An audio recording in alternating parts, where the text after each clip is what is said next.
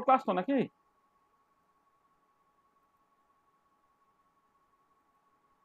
হ্যাঁ স্যার। হ্যাঁ স্যার। আচ্ছা, আমি যদিও মলিকুলার স্পেকট্রোস্কোপি নাম দিয়ে চালাচ্ছি, কিন্তু এটা অ্যাকচুয়ালি ফটোকেমিস্ট্রি ক্লাস হচ্ছে। হ্যাঁ, মানে মলিকুলার স্পেকট্রোস্কোপি আর ফটোকেমিস্ট্রি একসাথে ব্যাপারটা চলছে, তো আমি আর আলাদা করে ফটোকেমিস্ট্রির জন্য 4-5টা ক্লাস আলাদা করে না দিয়ে এই পুরোটাকে একসাথে দিচ্ছি আর কি। হ্যাঁ, আজকে জিনিসটা প্রায় শেষ করে দেবো। আর একটা ক্লাস আমার একটু নেওয়ার ইচ্ছা আছে, একটু এটা ওটা জাস্ট বলার জন্য, মানে আমি ওই যে মানে সিলেবাস অনুযায়ী আর কি। হ্যাঁ, আজকে মোটামুটি শেষ হয়ে যাওয়ার কথা।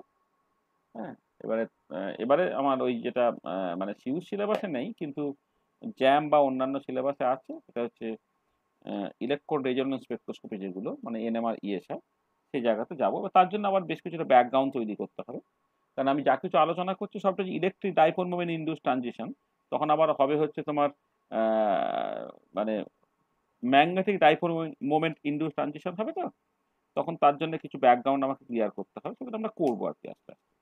ঠিক আছে, মানে অ্যাটমিক স্পেকট্রোস্কোপি, আর তার সঙ্গে সঙ্গে মানে সেখানেও তোমার জিম্যান এফেক্ট, তারপরে অ্যানামোলাস জিম্যান এফেক্ট, এইসব বলতে গিয়ে সেখানেও তোমার ওই এগুলো লাগে, তোমার ম্যাগনেটিক ফিল্ডে কেমন সব ইন্টারাকশন হচ্ছে সেগুলোকে লাগে, এখানেও সেটা লাগবে, সেগুলো আমরা আলোচনা করবো আস্তে আস্তে। যাকে সব কথা বাদ দাও, এখন এখন পরপর পরপর করে করা যায়। তাহলে আজকে আমি কি আলোচনা করতে চাইছি? আচ্ছা, আগের দিন তো আমি ফার্স্ট অর্ডার ফটোফিজিক্যাল প্রসেসগুলো আলোচনা করেছিলাম। আজকে কি নিয়ে আমি আলোচনা করতে চাইছি সেটা একটুখানি বলে নিই।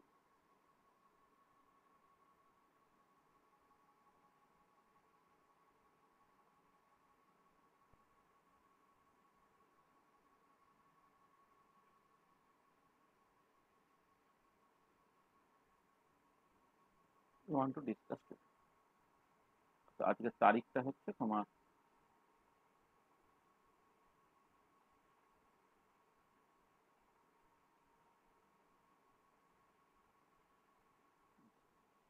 41 টুডে।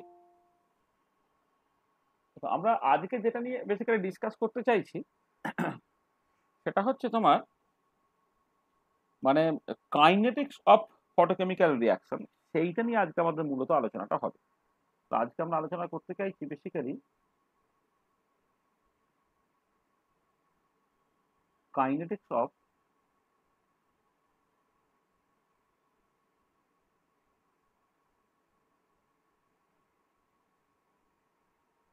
Photochemical reaction.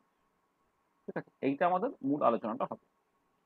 আচ্ছা, এই আলোচনাগুলো করতে গিয়ে আমরা যেগুলো করব সেটা হচ্ছে এই যে তোমার একটা ফটোকেমিক্যাল রিয়াকশনে যেমন আমরা প্রাইমারি প্রসেস করি, তার সঙ্গে সঙ্গে সেকেন্ডারি প্রসেস, এইগুলোকে বুঝতে হয়। Primary and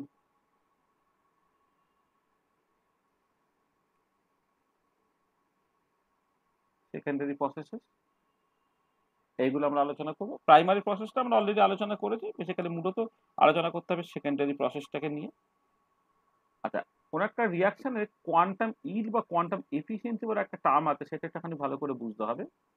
quantum yield or quantum sir, efficiency, হ্যাঁ বলো বলো। মণিশঙ্কর জয়েন করতে চাইছে। Quantum yield or quantum efficiency, এইটা একটুখানি দেখতে হবে।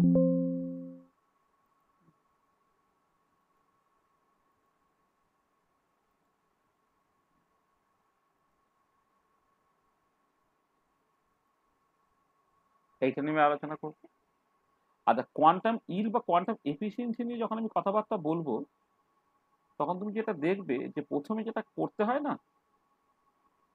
সেটা হচ্ছে যে যে একটা কোয়ান্টাম ইল্ড বা কোয়ান্টাম এফিসিয়েন্সি ডেফিনেশনে তুমি যেটা দেখতে পারবে যে পার ফোটন কতগুলো রিঅ্যাক্টর মলিকুলস অ্যাকচুয়ালি ডিসঅ্যাপিয়ার করছে, সেটা বেসিক্যালি কোয়ান্টাম ইল্ড বা কোয়ান্টাম এফিসিয়েন্সি।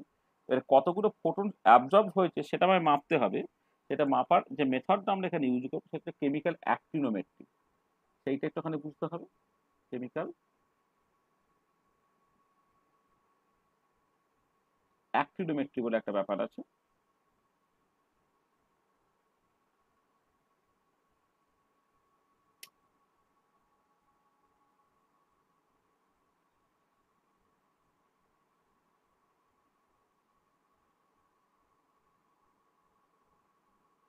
এইটা আমরা একটু আলোচনা করবো।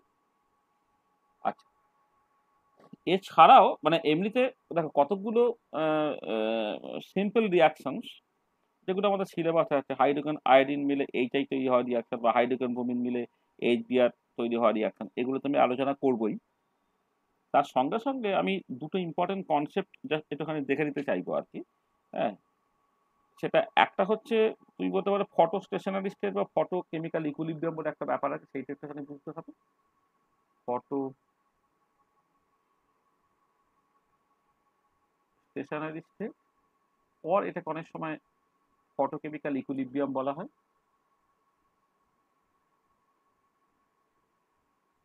এটা একটা আলোচনা আছে, সেটা আমরা করব।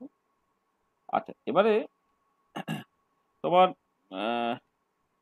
যেমন ক্যাটালাইটিক রিয়াকশনস হয়, তেমন ফটোকেমিক্যাল রিয়াকশনে ঠিক ওই রকমের একটা ফটো মানে ওই রকমের একটা ক্যাটালিসিস আমরা কনসিডার করতে পারি, যেটাকে বলা হয় তোমার ফটোসেন্সিটাইজার বা ফটোসেন্সিটাইজেশন রিয়াকশনস আর কি। সেইটা একটুখানি আলোচনা করার দরকার আছে। ফটোসেন্সিটাইজ রিয়াকশন, সেন্সিটাইজ রিয়াকশন বা ফটোসেন্সিটাইজেশন।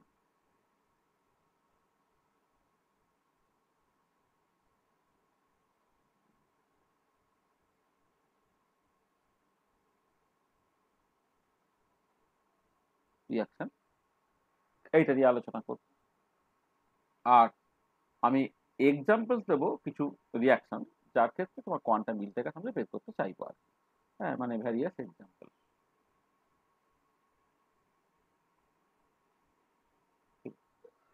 তাহলে এই টপিকগুলো যেগুলো নিয়ে আজকে আমি অ্যাকচুয়ালি আলোচনা করতে চাইছি, ঠিক আছে? আচ্ছা, আমরা শুরুটা করি এরকম একটা জায়গা থেকে, যেটা আমরা আগে বলেছিলাম, সেটা আবার একবার লিখছি। তো এম হচ্ছে একটা গ্রাউন্ড স্টেটের মলিকিউল আছে, সে ইউভি ভিজিবল রিজিয়নে লাইট অ্যাবজর্ব করলো। এটা অবশ্যই হচ্ছে তোমার ইউভি ভিজিবল রিজিয়ন, নাহলে সেটা ফটোকেমিস্ট্রি বলা যাবে না। আচ্ছা, এ হচ্ছে তোমার এম স্টার তৈরি করলো। সে একটা হতে পারতো যে এম এতে ফিরে আসছে প্লাস হিট ছেড়ে দিয়ে, অথবা ফোটন ছেড়ে দিয়ে, যেটা হচ্ছে ফটো ফিজিক্যাল প্রসেস।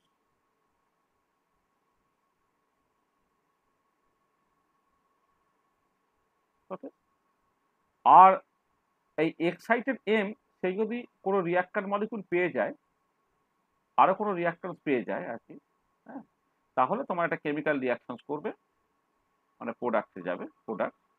এটা হচ্ছে তোমার ফটোকেমিক্যাল প্রসেস, ফটোকেমিক্যাল রিয়াকশন। হুম, ফটোফিজিক্যাল প্রসেস আর একটা হচ্ছে ফটোকেমিক্যাল রিয়াকশন, ফটোকেমিক্যাল প্রসেস।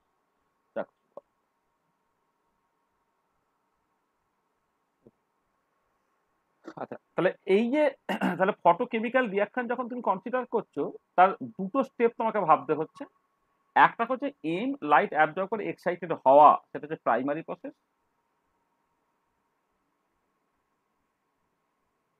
আর একটা হচ্ছে যে এম লাইট অ্যাবজর্ব করে এক্সাইটেড এম স্টার হলো। বেসিক্যালি যেটা হচ্ছে যে দেখবে এম যখন ফোটন অ্যাবজর্ব করছে, ফোটন অ্যাবজর্ব করে সে অ্যাকচুয়ালি তার ডিসোসিয়েশন ঘটে গিয়ে হয়তো ফ্রি র্যাডিক্যাল তৈরি হয়ে গেল। যখন ফ্রি র্যাডিক্যাল তৈরি হলো, তখন একটা ফ্রি র্যাডিক্যাল চেন মেকানিজমে প্রোডাক্টের দিকে চলে যায়, সেটাকে বলা যায় সেকেন্ডারি প্রসেস।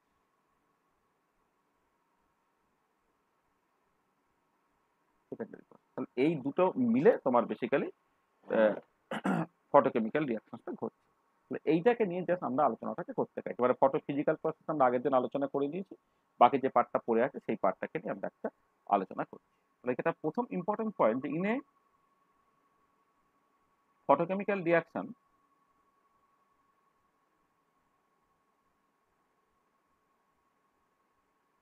in a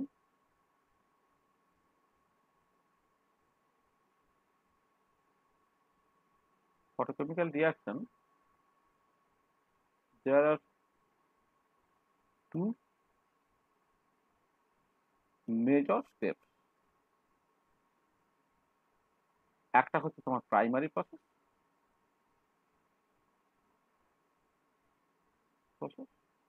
আর এটাকে তুমি বলতে পারো লাইট অ্যাবজর্বিং প্রসেস।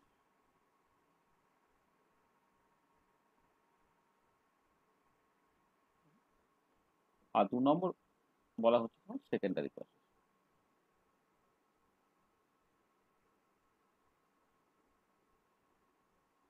তো একটা ফটোকেমিক্যাল রিঅ্যাকশনে দুটো স্টেপ থাকে, একটা হচ্ছে প্রাইমারি প্রসেস আর একটা সেকেন্ডারি প্রসেস। আর এবার সেকেন্ডারি প্রসেসের মধ্যে আরো অনেক স্টেপ থাকতে পারে।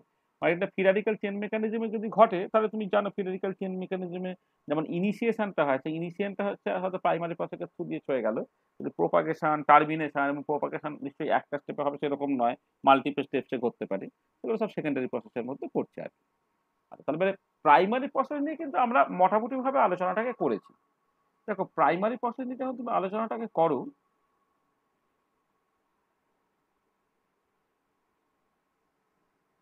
যেটা basically light absorbing process,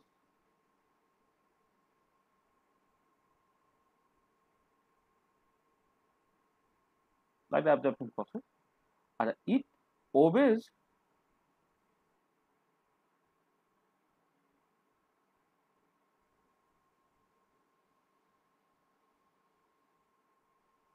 obeys the Stark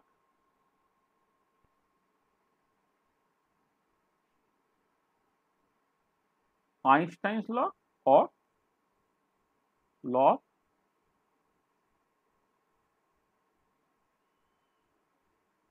photochemical equivalence। হ্যাঁ, প্রাইমারি প্রসেসটা কিন্তু স্টার্ক আইনস্টাইন ল বা ল অফ ফটোকেমিক্যাল ইকুইভ্যালেন্স এটা কিন্তু ওবে করে, সেটা তোমাকে মাথায় রাখতে হবে। হ্যাঁ, যেটা ফটোকেমিক্যাল রিঅ্যাকশনে যেটা প্রাইমারি প্রসেস সেটা কিন্তু তোমার ওই মানে photochemical law of photochemical equivalence বা স্টার্ক আইনস্টাইন লটা কিন্তু ওবে করছে। ঠিক আছে। আচ্ছা, এবারে প্রাইমারি প্রসেসটা যখন তুমি আলোচনা করেছিলে তখন খেয়াল মানে primary process light absorbing process, তাহলে এই প্রাইমারি প্রসেস চারটে টাইপ হতে পারে আমাদের নিশ্চয়ই মনে আছে। মানে প্রাইমারি প্রসেস তোমার primary process maybe of 4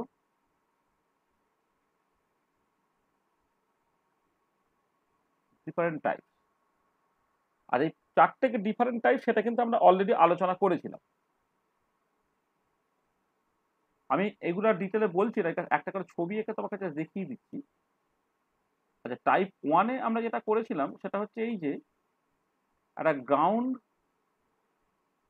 stable electronic state আছে যার মধ্যে বিভিন্ন রকম ভাইব্রেশনাল লেভেল টেবিলগুলো আছে,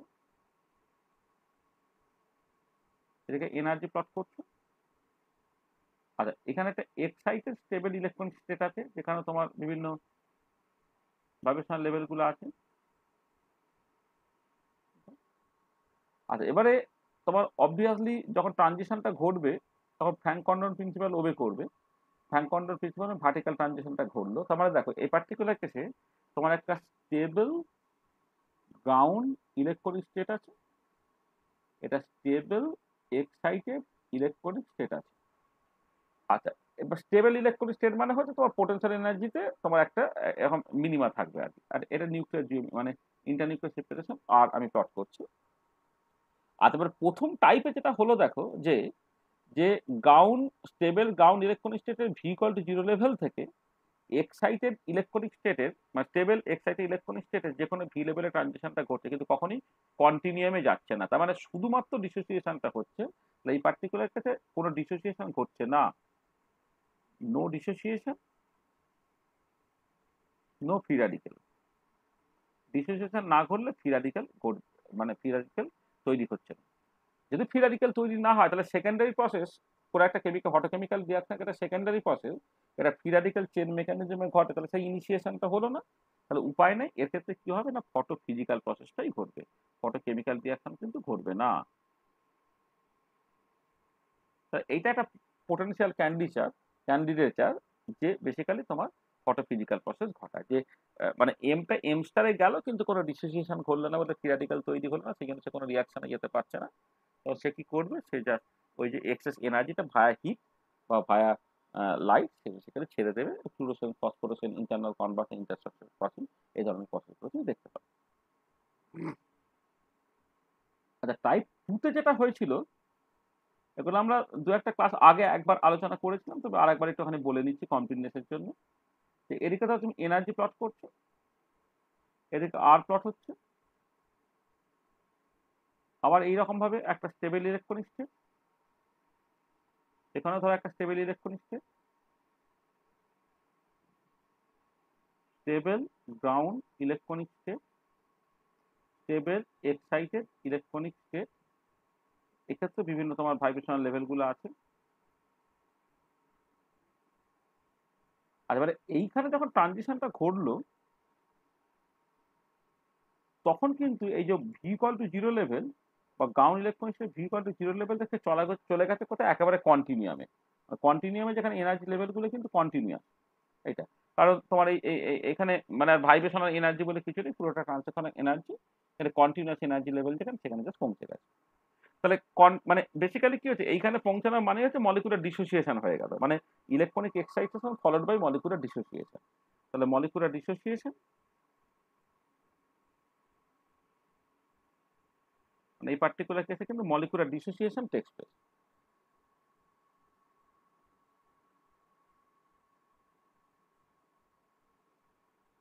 molecular dissociation takes place,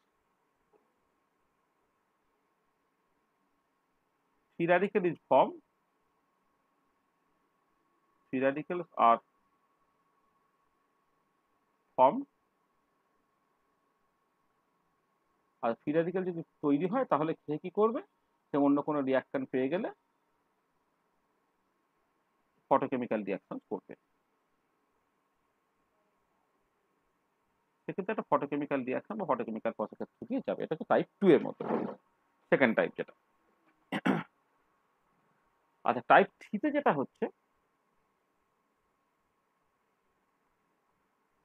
তোমার এখন এক্সাইটেড ইলেকট্রনিক স্টেটটা সেটা স্টেবল না, সেটা আনস্টেবল ভাবে। এদিকে এনার্জি প্লট করছো, এদিকে ইন্টারনিউক্লিয়ার সেপারেশন, সে একটা হলো, সে একটা।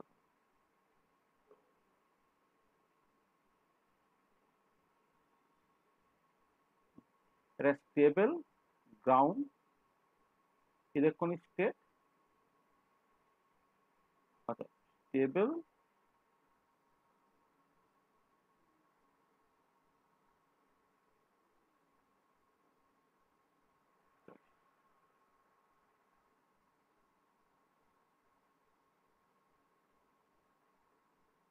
Stable excited electronic state, sorry stable বলছে, আনস্টেবল, সরি,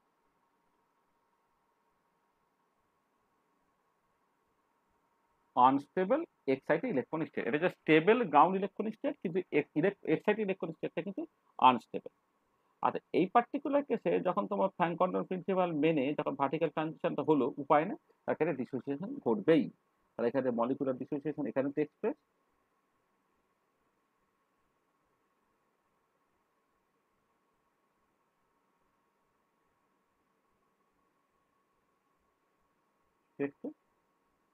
সেখান থেকে তো ফ্রি র্যাডিক্যাল তৈরি হয়ে যাবে,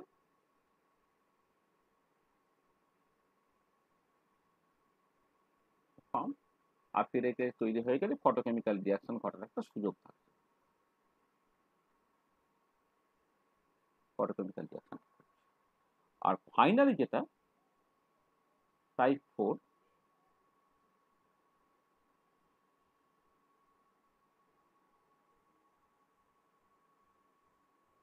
এদিকে এনার্জি প্লট করা হলো, এদিকে আর প্লট করা হলো।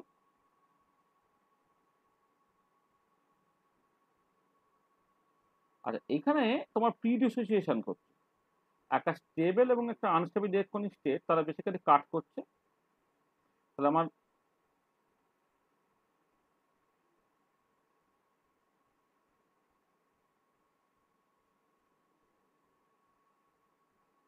তাহলে এটা হচ্ছে স্টেবল গ্রাউন্ড ইলেকট্রনিক স্টেট, এটা হচ্ছে আনস্টেবল এক্সাইটেড ইলেকট্রনিক স্টেট, এটা স্টেবল এক্সাইটেড ইলেকট্রনিক স্টেট। আচ্ছা, এবারে যখন ট্রানজিশনটা ঘটলো, ধরো ট্রানজিশনটা যখন ভার্টিক্যাল ট্রানজিশন তুমি ঘটাচ্ছ, তখন কিন্তু কন্টিনিউয়াম পর্যন্ত পৌঁছালো না। কন্টিনিউয়াম পর্যন্ত পৌঁছানো মানে ডিসোসিয়েশন ঘটার কথা নয়। কিন্তু যদি কোনো একটা স্টেবল ইলেকট্রনিক স্টেট এবং একটা আনস্টেবল ইলেকট্রনিক স্টেট তাদের মধ্যে ক্রসিং থাকে, তাহলে এইটার থ্রু দিয়ে কিন্তু ডিসোসিয়েশনটা ঘটে যেতে পারে, তাহলে তাকে বলা হচ্ছে প্রি ডিসোসিয়েশন। টাইপ 2 তে স্টেবল থেকে স্টেবলে গিয়ে ডিসোসিয়েশন ঘটতে গেলে যতখানি এনার্জি দিতে হতো বা যতখানি ফ্রিকোয়েন্সি দিতে হতো, তার থেকে আমি কম ফ্রিকোয়েন্সি ইউজ করেছি, কিন্তু স্টেবল এবং আনস্টেবল তাদের মধ্যে ক্রসিং থেকে যাওয়ার জন্য এটা মলিকুলার ডিসোসিয়েশনটা ঘটে গেছে। Pre dissociation,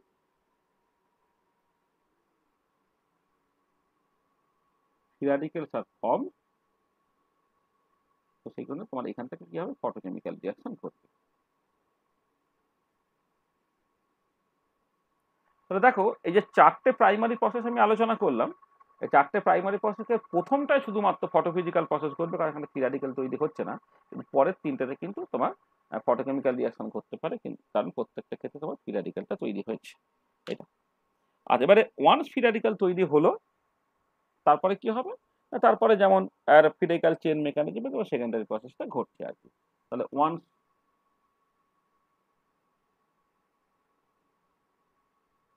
free radicals are formed, then reaction proceeds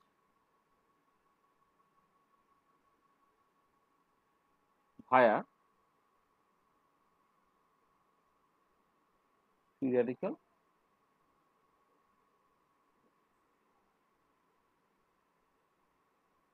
chain mechanism. Once free radicals are formed, the reaction proceeds via free radical chain mechanism. হ্যাঁ, এইটা তাহলে এইটা হচ্ছে তোমার বেসিক্যালি সেকেন্ডারি প্রসেস।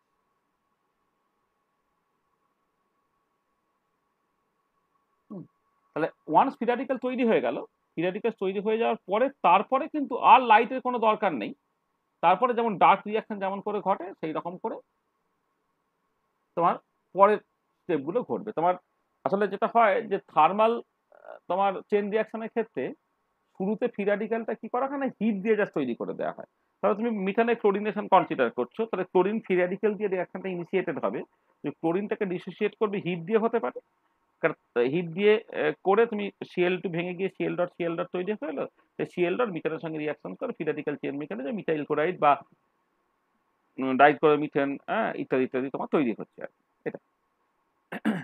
আর এইখানে যেটা করা হলো ফটোকেমিক্যাল রিয়াকশনের ক্ষেত্রে, ওই যে প্রথম ইনিশিয়াল যে ফ্রি র্যাডিক্যাল তৈরিটা সেটা লাইট দিয়ে আমি জাস্ট করে দিয়েছি, আর ফোটন দিয়ে করে দিই, এটাই হচ্ছে তফাৎ। ঠিক আছে, জাস্ট নর্মাল যে থার্মাল ফ্রি র্যাডিক্যাল রিয়াকশনের সঙ্গে সঙ্গে আমার এই যে ফটোকেমিক্যাল রিয়াকশনের মূল তফাৎটা হচ্ছে এই যে শুরুতে ইনিশিয়েশনটা এই পার্টিকুলার কেসে লাইটের ডিরেক্ট হেল্প নিয়ে হবে, আর ওর ক্ষেত্রে হচ্ছে হিট দিয়ে জাস্ট করে যেতে পারতো। কিন্তু প্রথম স্টেপটা হয়ে যাওয়ার পরে পরের পার্টটায় তোমার এই থার্মাল রিয়াকশনের সঙ্গে ফটোকেমিক্যাল রিয়াকশনের কিন্তু মূলত কোনো তফাৎ নেই, সেখানে সেকেন্ডারি প্রসেসটা জাস্ট একদমই ডার্ক প্রসেস, মানে it is a dark process, এখানে লাইটের কিন্তু ডিরেক্ট কোনো রোল নেই।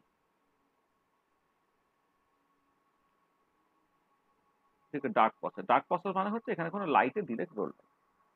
আচ্ছা, এবারে সেকেন্ডারি প্রসেস যখন তুমি কনসিডার করো, process is associated to steps like initiation যেহেতু হয়ে গেছে, propagation and finally হচ্ছে তোমার টার্মিনেশন। একটা ফটোকেমিক্যাল রিয়াকশনে তো তিনটে স্টেপ খুব এসেন্সিয়াল, একটা হচ্ছে ইনিশিয়েশন, 2 নম্বর প্রোপাগেশন, আর 3 নম্বর হচ্ছে তোমার টার্মিনেশন। ঠিক আছে, এইটা। আচ্ছা, এবারে যেটা ফ্রি র্যাডিক্যাল চেন মেকানিজমে যদি কোনো একটা রিয়াকশন ঘটে কি হবে, দেখো যে once free radical is form, chain মেকানিজমের থ্রু দিয়ে কিন্তু মানে একবার হয়তো একটা ফোটন পেয়ে একটা ফ্রি র্যাডিক্যাল তৈরি হয়ে গেছে, এবার ফ্রি র্যাডিক্যালটা কিন্তু ফ্রি র্যাডিক্যাল চেন মেকানিজমের থ্রু দিয়ে কিন্তু বারবার রিজেনারেটেড হবে, সেই কারণে একটা ফ্রি র্যাডিক্যাল কিন্তু অনেক রিয়াকশন প্রোডাক্টকে ট্রান্সফর্ম করতে পারে। এবারে তোমার বেসিক্যালি এই যে মানে একটা ফটোকেমিক্যাল রিয়াকশন তার যদি এফিসিয়েন্সি ইত্যাদি আমি দেখতে চাই, তাহলে কি হবে না, একটা ফটোকেমিক্যাল রিয়াকশন ঘটার জন্য তোমার কতখানি ফোটন বা কতখানি লাইট অ্যাবজর্ব করছে সেটা খুব ইম্পর্টেন্ট, মানে সেটাই অ্যাকচুয়ালি মানে প্লেস দ্য ইম্পর্টেন্ট রোল, যেটা আমরা গথাস ব্যাপার লয়ের ক্ষেত্রে বলেছিলাম যে only those part of electromagnetic radiation which is actually absorb by the reactant molecule is responsible for any photochemical changes. তার মানে যে লাইটটা তুমি অ্যাবজর্ব করলে সেটা আমার তোমার বেসিক্যালি হলো ইনভেস্টমেন্ট, এবং তার জন্য রিঅ্যাকট্যান্টের প্রোডাক্টে ট্রান্সফর্ম হচ্ছে। এবারে কোনো একটা ফটোকেমিক্যাল রিয়াকশনের জাস্ট এফিসিয়েন্সিটাকে এক্সপ্রেস করা হয় একটা টার্ম দিয়ে, তাকে বলা হচ্ছে কোয়ান্টাম এফিসিয়েন্সি বা কোয়ান্টাম ইল্ড। তাহলে এখানে আমি কোয়ান্টাম ইল্ড কথাটা একটুখানি বলে নিই। Quantum yield or quantum efficiency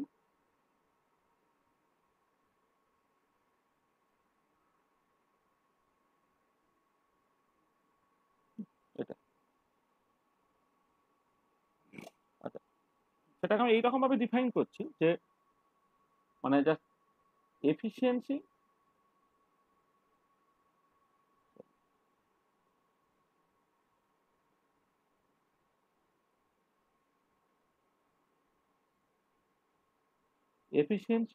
of a photochemical reaction, efficiency of a photochemical reaction is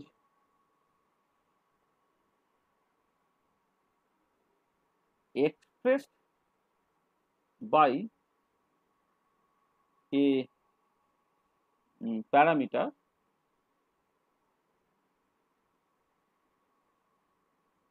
called the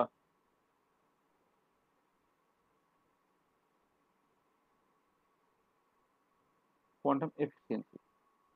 It is defined as the number of reactor molecules disappeared per photon absorbed.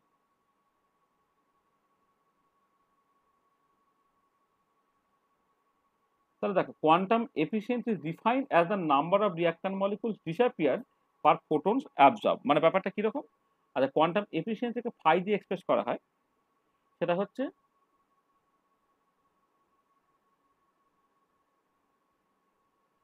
Number of reactor molecules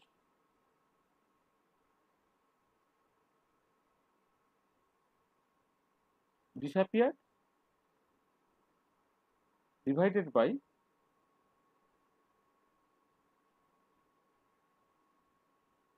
number of photons absorbed, হ্যাঁ, divided by number of photons absorb. আচ্ছা, এবার আমি একটা কাজ করি, উপর নিচে না এরকম ভাবে করা যাক যে ফাইটাকে আর এক রকম ভাবে ডিফাইন করা যেতে পারে। যে ধরো এই যে বলা হচ্ছে number of reactant molecules disappeared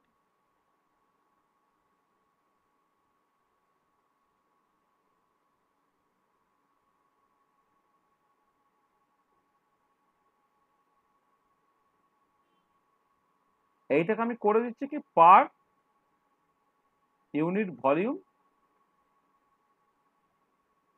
per unit time. মানে আমি কি করলাম না, উপরটাকে per unit volume per unit time করে দিলাম। তাহলে নিচেকে এটা করবো আমি number of photons absorb per unit volume per unit time. ঠিক আছে, number of photons absorb per unit volume per unit time. আচ্ছা, এবারে যে কন্টেনারটা তুমি কনসিডার করছো, সেই কন্টেনারটাকে যদি তুমি এরকম ভাবে ধরে নাও যে এটা একটা ইউনিফর্ম,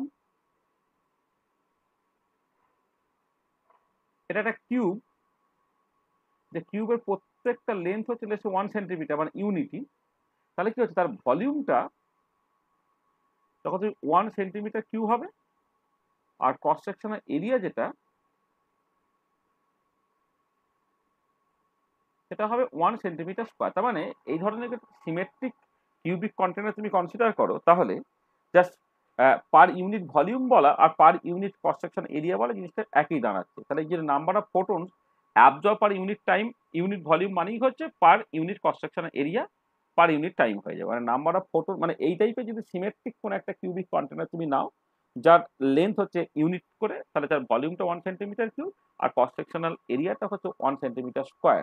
তার মানে যেটা হচ্ছে number of photons absorb per unit ভলিউমটাকে তুমি জাস্ট লিখতে পারো number of photons absorb per unit cross sectional area per unit time. তাহলে উপরটা দেখো, উপরটা কি হচ্ছে না, উপরটা বেসিক্যালি হচ্ছে number of reactant molecule disappeared per unit volume per unit time. তাহলে number of molecules per unit volume মানে বেসিক্যালি তোমার কনসেন্ট্রেশন। ঠিক আছে, তাহলে এইটা তুমি জাস্ট লিখতে পারো, এইটা মানে হচ্ছে এইভাবে লিখি, রেট অফ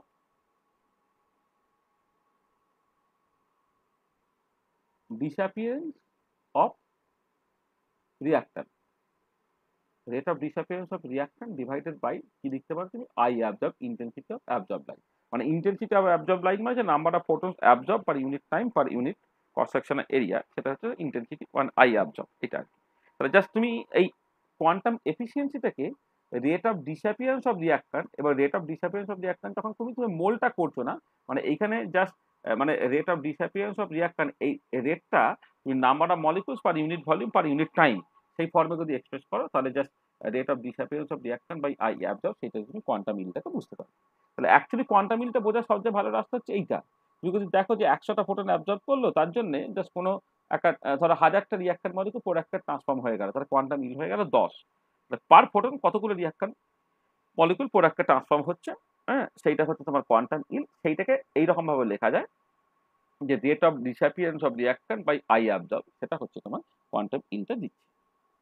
আচ্ছা, এবারে দেখো যে যদি এমন হতো যে যে শুধুমাত্র প্রাইমারি প্রসেসটাই আছে কোনো একটা ফটোকেমিক্যাল রিয়াকশনের জন্য, তাহলে অ্যাকর্ডিং টু ল অফ মানে according to Stark Einstein law, quantum efficiency of a photochemical reaction should be equal to 1। কারণটা কি? কারণ স্টার্ক আইনস্টাইন ল বলে যে একটা মলিকুল একসঙ্গে জাস্ট একটা ফোটনই অ্যাবজর্ব করতে পারে। তো একটা মলিকুল একসঙ্গে যদি একটা ফোটন অ্যাবজর্ব করতে পারে এবং সেই ফোটনটা এবং সেই রিয়াক্ট্যান্ট মলিকুলটা যদি প্রোডাক্টে ট্রান্সফর্ম করে, অর্থাৎ যেটা বললাম যে প্রাইমারি প্রসেসটা কিন্তু অনলি প্রসেস হতে পারতো আর কি, সেই জন্য বেসিক্যালি এটা দাঁড়াবে যে পার ফোটন একটা রিঅ্যাক্টর মলিকুল ডিসঅ্যাপিয়ার করতো, তখন কোয়ান্টাম ইনটেকটা 1 হতো। তাহলে if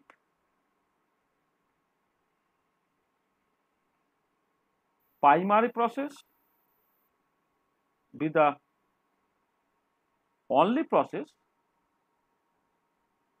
of a photochemical reaction,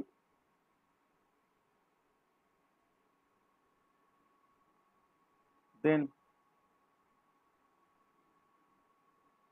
according to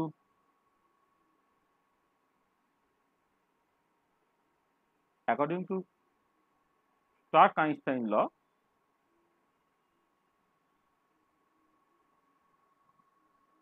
কি বললাম, if primary process be the only process of a photochemical reaction, then according to Stark-Einstein law,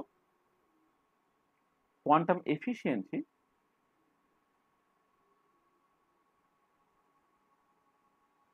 phi should be equal to 1.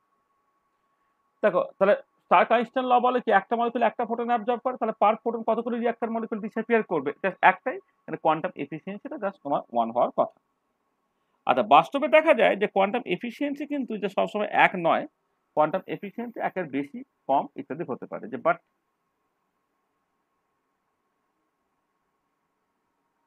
experiment shows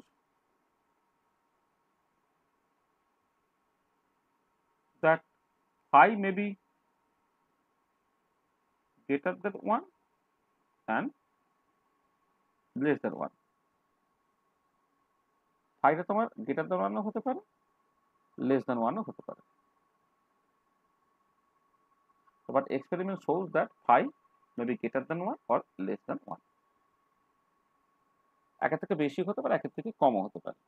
যেমন ধর আমি as for example বলছি, তাহলে তোমার hydrogen plus chlorine মিলে ধরো 2HCl তৈরি হচ্ছে এইটা, এবং অবশ্যই তোমার লাইটের প্রেজেন্সে এইটা, এক্ষেত্রে ফাইটা প্রচন্ড বেশি, মানে অফ দ্য অর্ডার অফ 10⁶ এর মতো হতে পারে এটা।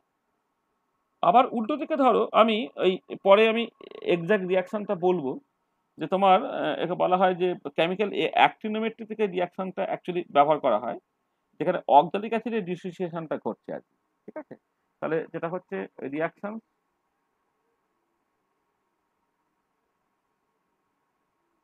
occurring in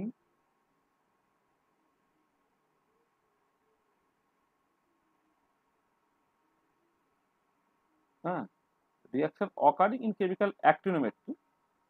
কেমিক্যাল অ্যাক্টিনোমেট্রি কি রিয়াকশন হচ্ছে আমি একটু পরেই বলছি, মানে জাস্ট মানে একটা স্লাইড পরেই আমি বলবো এইটা। তার ক্ষেত্রে ফাইটা হচ্ছে তোমার এই 0.57 এর মতো। দেখো কোয়ান্টাম ইটা একের থেকে কমও হতে পারছে, একের থেকে বেশিও হতে পারছে, ঠিক আছে। এটা তাহলে এবারে দেখো, তাহলে কোয়ান্টাম ইলটা এই যে একের থেকে বেশি এবং কম কেন হচ্ছে, সেইটার কারণটা একটুখানি যে খতিয়ে দেখা যাক জাস্ট।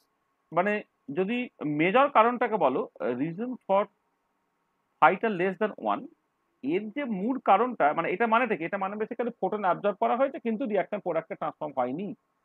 এটা তখন হতে পারে যদি জাস্ট এম লাইট অ্যাবজর্ব করে এম স্টার হলো, সেই এম স্টার যদি ফটোফিজিক্যাল প্রসেসের থ্রু দিয়ে হচ্ছে আবার নেমে চলে আসে, তাহলে কি দাঁড়াচ্ছে না আলটিমেটলি এম স্টার হয়ে আবার এম এ ফিরে চলে এলো, অর্থাৎ অ্যাকচুয়ালি কোনো রিঅ্যাকশন মলিকুল ডিসঅ্যাপিয়ার করলো না, কিন্তু তোমাকে একটা ফোটন অ্যাবজর্ব করে ফেলতে হয়েছে।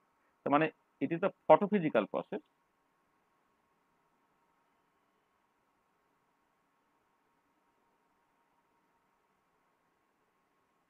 It is the photophysical process which is major factor for phi less than 1। এটা হচ্ছে মেজর ফ্যাক্টর। আর এছাড়া ছোটখাটো কিছু ফ্যাক্টর থাকতে পারে। ছোটখাটো ফ্যাক্টর মানে হচ্ছে ধরো এমন হলো যে তোমার মানে ইয়ে হলো, মানে কি বলে, এম সে লাইট অ্যাবজর্ব করে এম স্টার হয়েছে, এম স্টার ধরো সে প্রোডাক্টে গেল, কিন্তু প্রোডাক্টটা যে তৈরি হচ্ছে সে ফ্রি রেডিক্যাল চেন মেকানিজমে, তো তাহলে ফ্রি রেডিক্যাল চেন মেকানিজমে যখন হচ্ছে এমন হতেই পারে যে সেকেন্ডারি প্রসেসে কোনো একটা পার্টিকুলার স্টেপে প্রথমে যে রিঅ্যাক্টরে ডিসঅ্যাপিয়ার করলো, জাস্ট এই সেকেন্ডারি প্রসেসে কোনো একটা স্টেপে হয়তো জাস্ট সেই রিঅ্যাকশনটা জাস্ট আবার তৈরি হয়ে গেল। তাহলে এফেক্টিভলি তুমি যেটা দেখতে পাবে যে অ্যাকচুয়ালি যতগুলো রিঅ্যাকশন মলিকুল ডিসঅ্যাপিয়ার করার কথা ততখানি জাস্ট করছে না। সেটা হচ্ছে মানে এইভাবে লিখে দিই একটা পয়েন্ট, ইন সেকেন্ডারি প্রসেস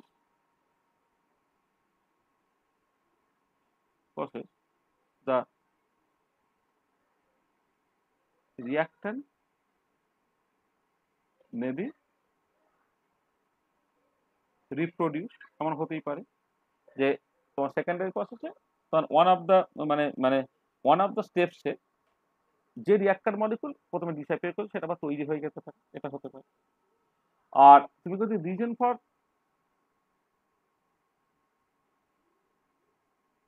ফাইটা গ্রেটার দ্যান 1 বলো, এইটা তো মেজর রিজনটা হচ্ছে তোমার সেকেন্ডারি প্রসেস।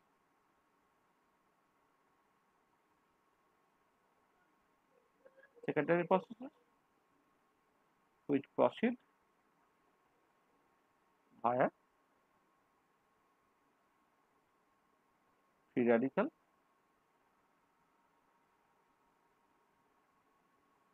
Chain mechanism. আমরা আসবো যে সেকেন্ডারি প্রসেসে ধর ওয়ান্স একটা ফ্রি র্যাডিক্যাল তুমি সাপ্লাই করে দিলে এবং সেই ফ্রি র্যাডিক্যালটা প্রাইমারি প্রসেসে একটা মলিকুল ডিসোসিয়েট করেছে, সেখান থেকে ফ্রি র্যাডিক্যাল তৈরি হয়েছে, সেটা তুমি সাপ্লাই করে দিলে।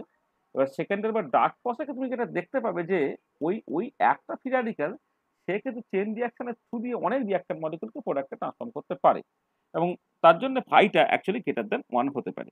মানে আমি এটা ওটা সব কারণ বিভিন্ন রকম দিতে পারি বটে, কিন্তু মূলত কারণ হচ্ছে এইটা যে ফটোফিজিক্যাল প্রসেস যখন হচ্ছে, ফটোফিজিক্যাল প্রসেস সেইখানে বেসিক্যালি এমটা এফেক্টিভলি প্রোডাক্টে ট্রান্সফর্ম হলো না, এমটা আবার এমএজেই ফিরে গেল, কিন্তু একটা ফোটন অ্যাবজর্ব করা হয়েছে, তখন ফাইট একের থেকে কম হতে পারে।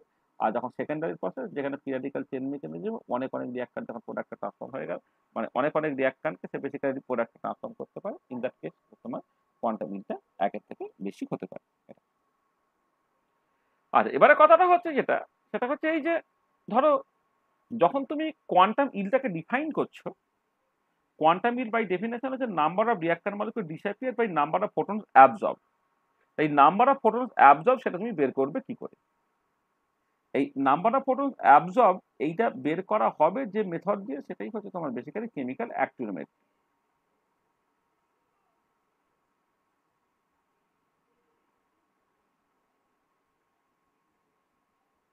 কেমিক্যাল অ্যাক্টিনোমেট্রি। আর কেমিক্যাল অ্যাক্টিনোমেট্রি জিনিসটা কি না,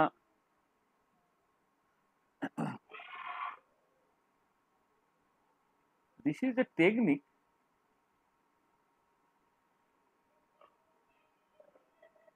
by which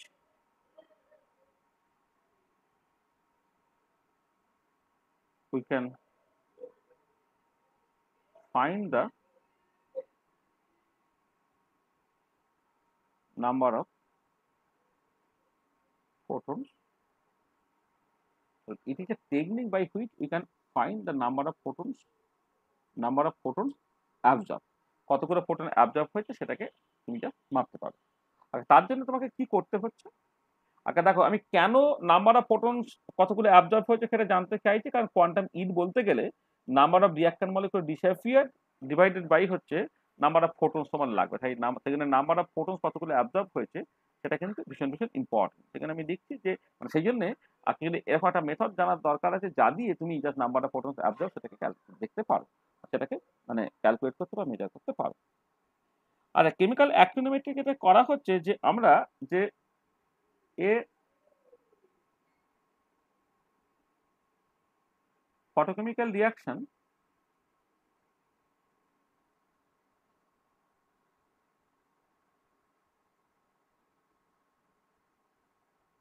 কি বললাম, a photochemical reaction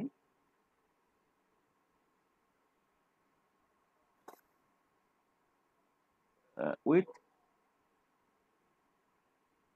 known quantum yield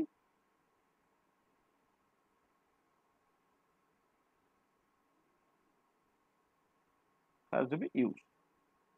তাহলে a photochemical reaction with known quantum yield has to be used, তাহলে যার কোয়ান্টাম yield অলরেডি জানা আছে সেটাকে আমি ইউজ করব। তাহলে one of such reaction is the dissociation of oxalic acid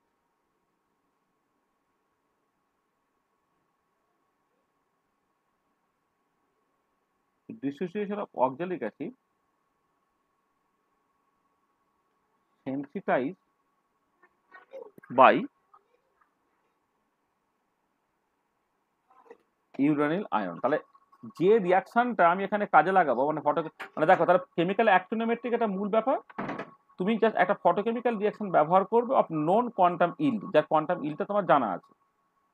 আচ্ছা এবারে এইরকম একটা রিয়াকশন হচ্ছে তোমার ডিসোসিয়েশন অফ অক্সালিক অ্যাসিড বা ফটো ডিসোসিয়েশন অফ, এভাবে বলা হলো photodissociation of oxalic acid sensitize by uranyl ion. আসলে যেটা ব্যাপার তুমি অ্যাকচুয়ালি হয়তো অক্সালিক অ্যাসিড, হ্যাঁ মানে ধরো এরকম একটা বলছি, এই অক্সালিক অ্যাসিড সে বেসিক্যালি ডিসোসিয়েট করলে কি দেবে, কার্বন মনোক্সাইড দেবে, কার্বন ডাইঅক্সাইড দেবে, আর হচ্ছে তোমার জল দেবে। আমি এই রিয়াকশনটাকে যে দেখতে চাইছি, কিন্তু যেটা মজার ব্যাপার সেটা হচ্ছে যে এই রিয়াকশনটা ফটোকেমিক্যালি ঘটতে গেলে অক্সালিক অ্যাসিডকে যে ফ্রিকোয়েন্সির লাইট ইউজ করতে হচ্ছে বা যে ওয়েভলেন্থের লাইট ইউজ করতে হচ্ছে সেটা ইউভি ভিজিবল রিজিয়নে থাকছে না। তার মানে যেটা কথা সেটা হচ্ছে এই যে আলট্রাভায়োলেট মানে ইউভি ভিজিবল লাইট মানে আলট্রাভায়োলেট আর ভিজিবল লাইট যেটা আমি ইউজ করি কোনো একটা ফটোকেমিক্যাল রিয়াকশনের জন্য বা ফটোকেমিস্ট্রিতে, সেই লাইটটা জাস্ট কার্বক্সিলিক অ্যাসিড মানে অক্সালিক অ্যাসিড অ্যাবজর্ব করে এই যে রিয়াকশনটা ঘটাবে সেটাকে ঘটাতে পারছে না। তার জন্য কি করা হয়, আচ্ছা করা হয় যেটা ইউরানিল আয়ন তাকে ব্যবহার করা হয়। তাহলে ইউরানিল আয়ন কিন্তু একটা সুইটেবল ফ্রিকোয়েন্সি লাইট অ্যাবজর্ব করে UO2 স্টার তৈরি করে ফেলে, মানে বেসিক্যালি UO2 স্টার মানে অর্থাৎ অ্যাক্টিভেটেড হয়ে গেল। আর এবারে UO2 এই যে অ্যাক্টিভেটেড ইউরানিল আয়ন সে কি করছে, সে অক্সালিক অ্যাসিডের সঙ্গে ধাক্কাধাক্কি করে যেটা করলো সেটা হচ্ছে এই যে এই ইউরানিল আয়ন তার এক্সেস এনার্জিটা অক্সালিক অ্যাসিডকে দিয়ে দিল, করে ইউরানিল আয়ন যেটা এক্সাইটেড হয়েছিল সেটা গ্রাউন্ড স্টেটে ফিরে গেল। আর অক্সালিক অ্যাসিড ওই এক্সেস এনার্জিতে পেয়ে যাওয়ার পরে সে কার্বন মনোক্সাইড, কার্বন ডাইঅক্সাইড এবং জলে ভেঙে গেল। এবারে দেখো তাহলে এই যে দুটো স্টেপে যে ওভারঅল রিয়াকশনটা ঘটেছে,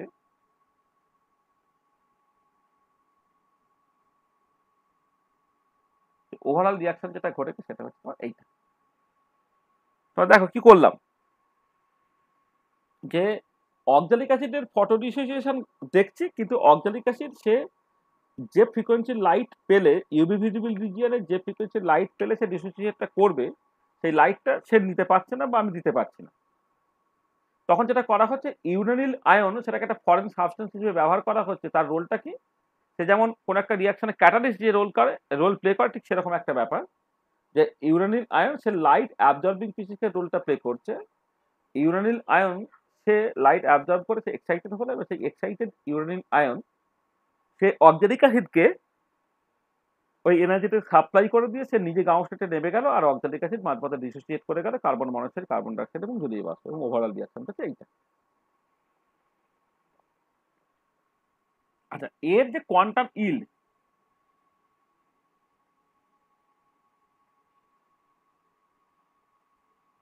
ফাইটা হচ্ছে 0.57 হয়। তাহলে দেখো, তাহলে ফাইটা এটা basically number of oxalic acid molecules disappeared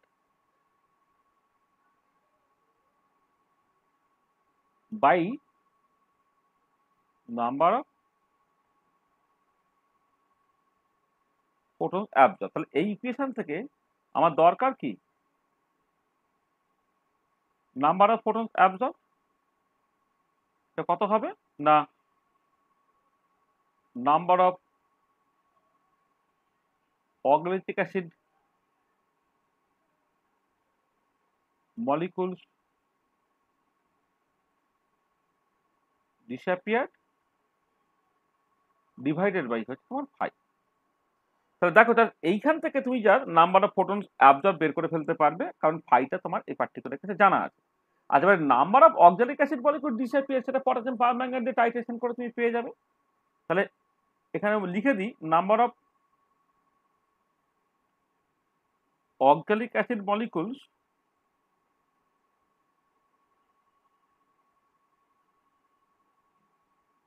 disappeared can be obtained from the number of oxalic acid molecule disappeared can be obtained from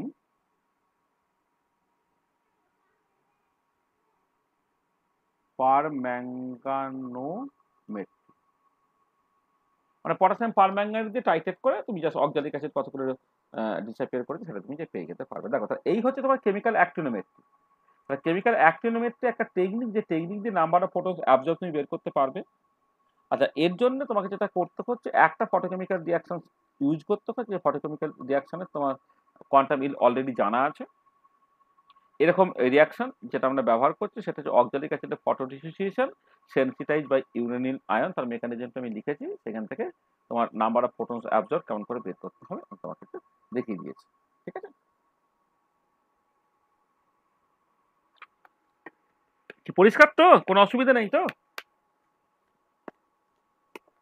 hello sir. বলো স্যার, এই ফরেন সাবস্টিটিউশনটার বদলে আমরা যদি ক্লোরোফিল ইউজ করতাম তাহলে কি হতো না রিয়াকশনটা? কি করতে? ক্লোরোফিল। ক্লোরোফিল হচ্ছে সালোক সংশ্লেষক, এই রিয়াকশন হতো না।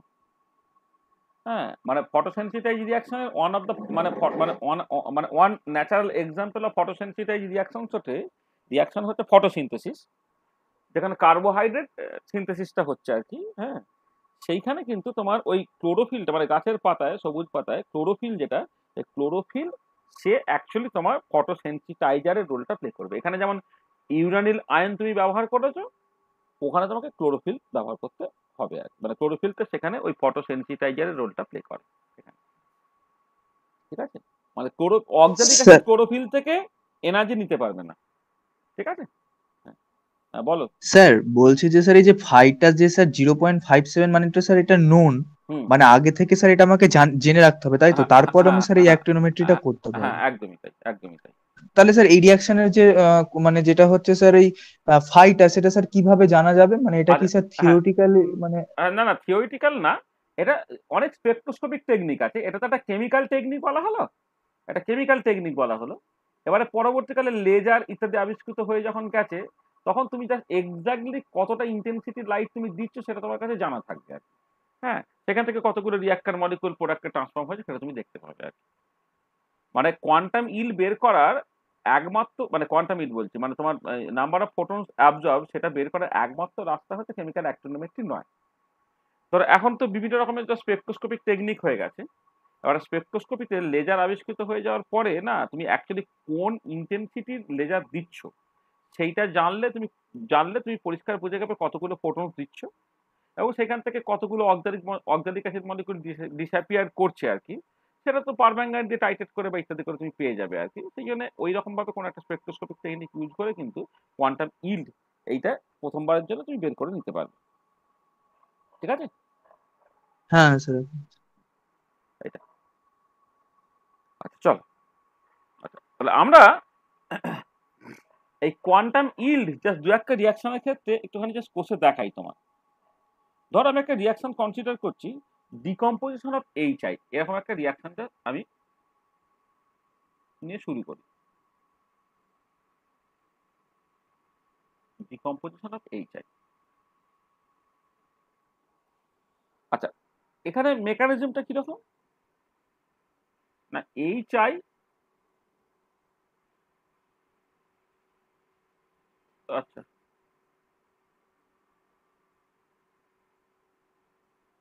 HI সে ফোটন অ্যাবজর্ব করলো, করে বেসিক্যালি H প্লাস I মানে ডিসোসিয়েট করে H ফ্রি র্যাডিক্যাল এবং I ফ্রি র্যাডিক্যাল তৈরি করলো। এইটা হচ্ছে তোমার প্রাইমারি প্রসেস বা লাইট অ্যাবজর্বিং প্রসেস। আচ্ছা আমি ধরে নিচ্ছি এই পার্টিকুলার স্টেপে মানে ইন্টেন্সিটি অফ অ্যাবজর্ব লাইট হচ্ছে I অ্যাবজর্ব। আচ্ছা এবারে তারপরে যেটা হলো যে এই ওয়ান্স ফ্রি র্যাডিক্যাল তৈরি হয়েছে H, সেই HI এর সঙ্গে রিয়াক্ট করে H2 প্লাস I তৈরি করলো। তারপরে হচ্ছে এই I প্লাস I তারা জুড়ে গিয়ে হচ্ছে তোমার I2 তৈরি করলো। মানে এই যে HI ভেঙে গিয়ে একটা H প্লাস I তৈরি হয়েছিল, HI এর সঙ্গে রিয়াক্ট করে H2 প্লাস I তৈরি করলো, I প্লাস I মিলে তোমার I2 তৈরি করে ফেললো। এইগুলো সব হচ্ছে তোমার সেকেন্ডারি প্রসেস।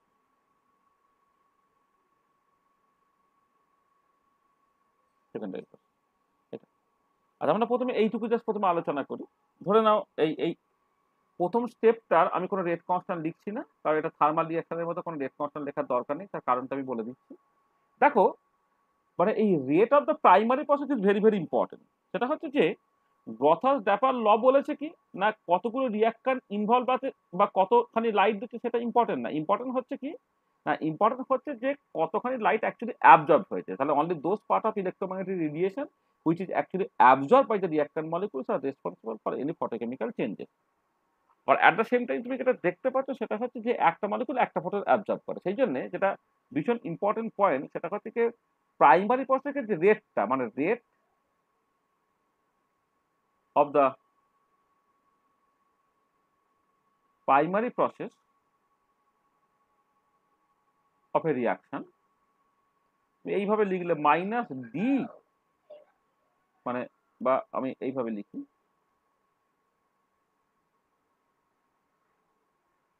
সেটাকে তুমি জাস্ট 1/μI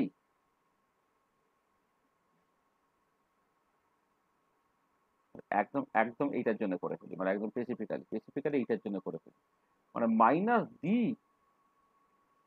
HI এর কনসেন্ট্রেশন বাই ডিটি। কারণ এখানে স্টোইচিওমেট্রিক কোএফিসিয়েন্টটা হচ্ছে -1 যেহেতু রিঅ্যাকট্যান্টের জন্য, সেটা কি হবে, তাহলে সেইটা জাস্ট সিম্পলি I অ্যাবজর্ব হবে। যদি তোমার ল অফ মাস অ্যাকশন ওবে করতে তুমি কি লিখতে, এখানে এখানে একটা রেট কনস্ট্যান্ট লিখতে ইনটু কনসেন্ট্রেশন অফ HI লিখতে। কিন্তু কথা যেটা হচ্ছে যে তোমার যখন কোনো ফটোকেমিক্যাল রিয়াকশন ঘটবে, তোমার কতগুলো রিয়াক্টর মলিকুলস আছে সেটা কোনোভাবে রেসপন্সিবল নয় প্রাইমারি প্রসেসটাতে। অ্যাকচুয়ালি যেটা রেসপন্সিবল সেটা হচ্ছে কতখানি ফোটন অ্যাকচুয়ালি অ্যাবজর্ব হয়েছে।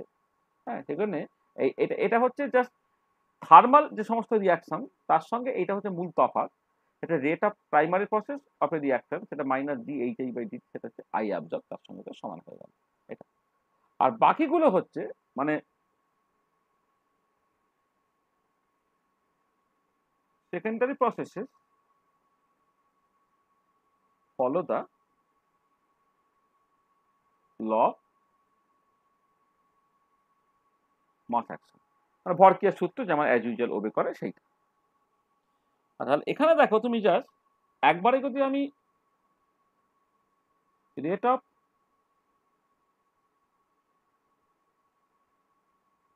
ডিসঅ্যাপিয়ারেন্স অফ এইচআই তে দেখো, তাহলে minus D HI by dt দেখো কি হবে না, প্রথম যে স্টেপটাতে সেইটা আই অ্যাবজর্পশন সমান। আচ্ছা পরেরটায় দেখো তোমার কে টু রেট কনস্ট্যান্ট দিয়ে এইচআই ডিসঅ্যাপিয়ার করছে, তার মানে এটা বেসিক্যালি কে টু ইন্টু এইচ এর কনসেন্ট্রেশন ইন্টু এইচআই এর কনসেন্ট্রেশন, এটা হলো।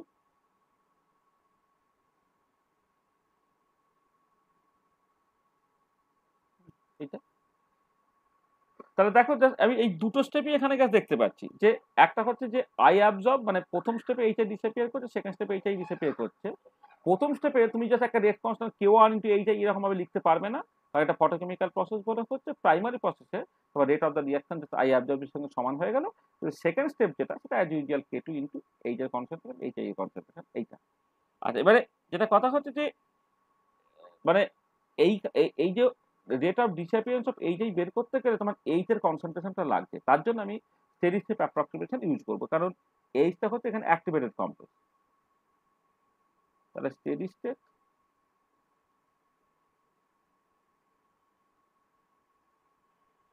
অ্যাপ্রক্সিমেশন ফর এইচ,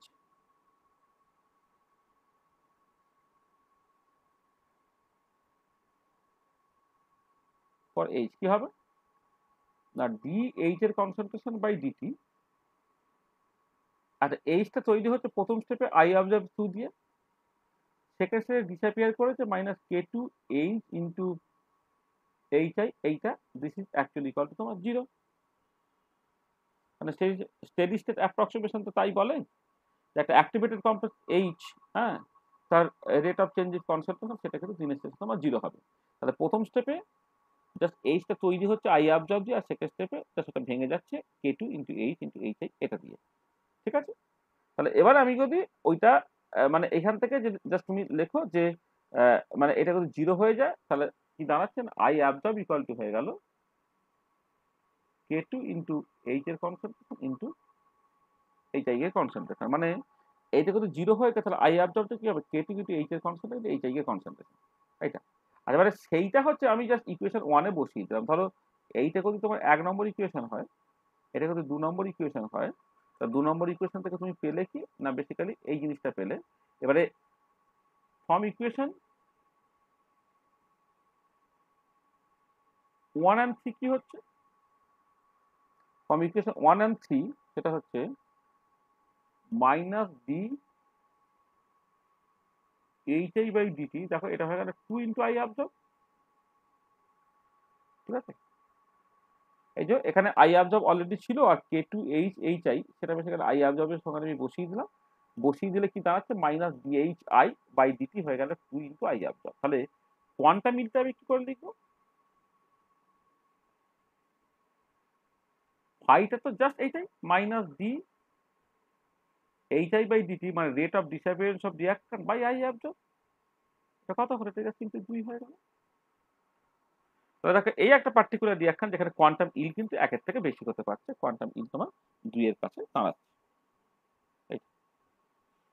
আচ্ছা আমি এখানে একটা সিম্পল মেকানিজম দিয়েছি, এবং এই সিম্পল মেকানিজমটা তখনই ভ্যালিড যখন মিডিয়ামে I2 খুব বেশি নেই, অর্থাৎ শুরুর দিক, ঠিক আছে। আচ্ছা এবারে একটু পরে যখন I2 কনসেন্ট্রেশনটা বেড়ে যাবে তখন কি হবে, তাহলে এইটা হচ্ছে এইটা হচ্ছে তোমার বেসিক্যালি তোমার লো কনসেন্ট্রেশন অফ I2 যখন, তখন তোমার এই মেকানিজমটা হলো। এবারে কিছুক্ষণ পরে হাই কনসেন্ট্রেশন অফ I2 তে কি হবে, তাহলে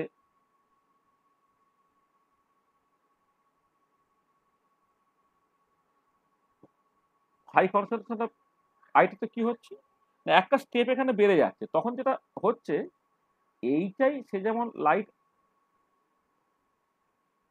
অ্যাবজর্ব করে এইচ প্লাস আই এই ফ্রি রেডিকেলে ভেঙে গেল, তারপরে এইচ প্লাস এইচ আই একটা কে টু রেট কনস্ট্যান্টের থ্রু দিয়ে এইচ টু প্লাস আই হলো, তারপর আমি বলেছিলাম আই প্লাস আই তারা কে থ্রি রেট কনস্ট্যান্টের স্থিতি আই টু হলো। আর লাস্ট একটা অ্যাডিশনাল স্টেপ, সেটা হচ্ছে এই যে এই যদি মিডিয়ামে আই টু বেশ এক্সেস থাকে, তাহলে আর একটা স্টেপ করতেই পারে, যেটা রেট কনস্ট্যান্ট কে ফোর, সেটা কি হচ্ছে না, সেখানে তোমার বেসিক্যালি তৈরি হচ্ছে এইচ আই প্লাস হচ্ছে আই। এটা তো যখনই মেকানিজমটা এই 3টে স্টেপের বদলে 4টে স্টেপ হয়ে গেলে, এটা তোমার প্রাইমারি প্রসেস।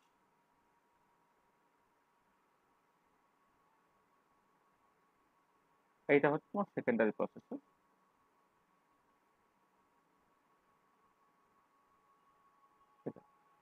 প্রাইমারি প্রসেস, এগুলো তোমার সেকেন্ডারি প্রসেস। আচ্ছা, এবারে এখন তোমাকে যেটা করতে হবে সেটা হচ্ছে এই যে যে তোমার যখন rate of disappearance of H I তুমি করবে, মানে minus d H I by dt যখন তুমি করছো, প্রথমটা তো আই অ্যাবজর্ব যেমন আছে, কোনো অসুবিধা নেই, প্রথমটা তোমার ঠিকই রইলো। সেকেন্ড স্টেপে সেটা হচ্ছে কে টু ইন্টু এইচ এর কনসেন্ট্রেশন ইন্টু এইচ এর কনসেন্ট্রেশন, এটাও ঠিক আছে। কে টু ইন্টু এইচ এর কনসেন্ট্রেশন, 4 নম্বর স্টেপে দেখো তোমার এইচ আইটা তোমার বেসিক্যালি তৈরি হয়েছে, সেটা হবে k four into H into I two, তার মানে এটা minus k four H into I two, this should be equal to 0। এই যে এখানে দেখো, এই যে 4 নম্বর স্টেপে এইচ আইটা তৈরি হয়েছে, সেখানে সেটা k four H into I two. এবারে আমি যেহেতু শুরুতে একটা মাইনাস সাইন লিখেছি, সেখানে এখানে তোমার অ্যাকচুয়ালি মাইনাসটা হয়ে গেল।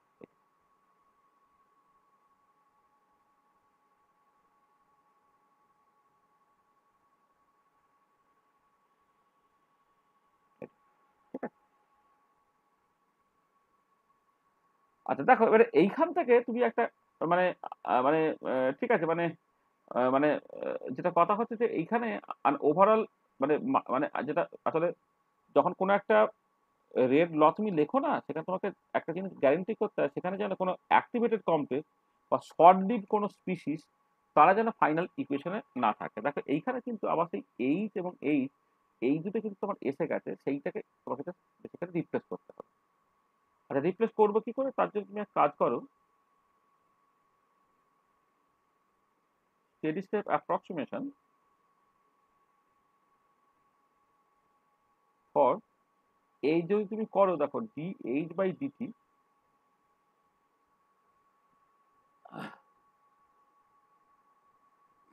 এইচটা তৈরি হচ্ছে প্রথম স্টেপে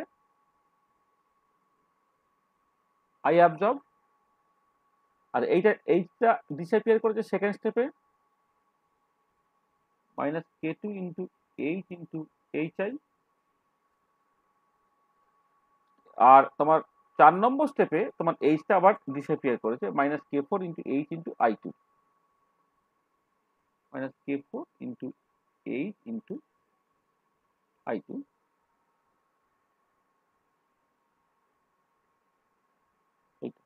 আচ্ছা, this should be equal to তোমার 0, this should be equal to তোমার 0।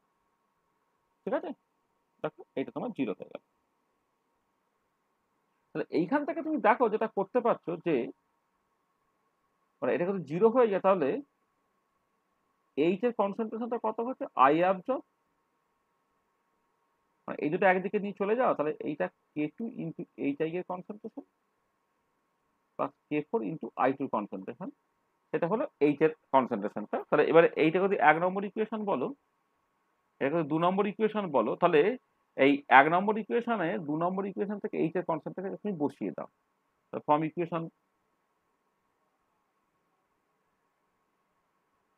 1 and 2 minus d H I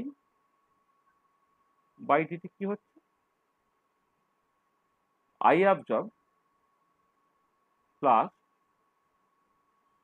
K two H I minus k four I two, তার সাথে গুণ হতো কি, তার সাথে এইচ জাস্ট গুণ হতো, এইচ গুণ হতো, সেটা বসিয়ে দাও, সেটা কত হচ্ছে না k two H I plus k four I two into I absorb. তাহলে দেখো আমি কি করলাম না, 1 নম্বর ইকুয়েশনে তুমি জাস্ট এইচ থেকে কমন নিয়ে নাও, তাহলে I absorb plus k two H I minus k four I two into H, এবং এইচটা এখানে তুমি বসিয়ে দাও, তাহলে এটা হলো তাহলে দেখো এইটা যদি আই অ্যাবজর্ব তুমি কমন নিয়ে নাও তাহলে পড়ে থাকছে কত, k2 hi plus k4 i2। এটা হলো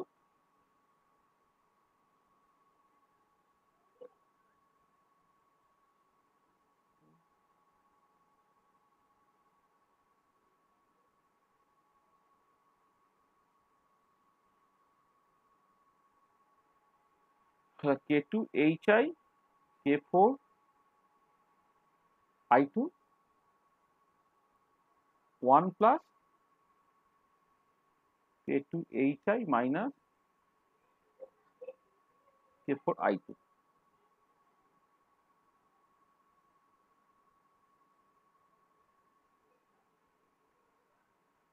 ঠিক আছে, এটা হলো।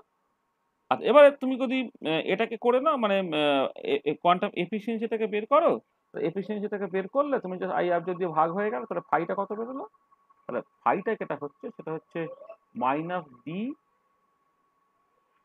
hi by dt by I absorb, এটা কত হচ্ছে না 1 plus k2 hi minus k4 i2 divided by k2 hi plus k4 i2।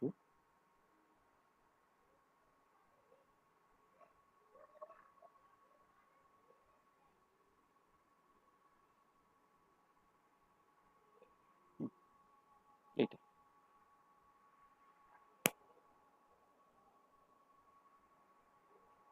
ঠিক আছে,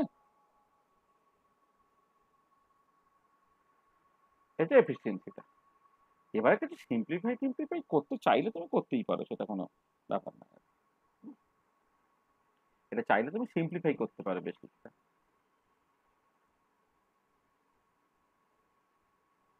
k2 hi plus k4 i2, তাহলে এইটা এদিকে চলে গেলে k4 গুলো কেটে চলে যাবে, তাহলে পড়ে থাকবে k2 ইন্টু hi। এটা এবার তুমি যদি k2 hi দিয়ে উপর নিচে ভাগ করে দাও তাহলে 2/1 প্লাস k4 i2 বাই হচ্ছে k2 এইটা, এরকম ভাবে লিখতে পারো।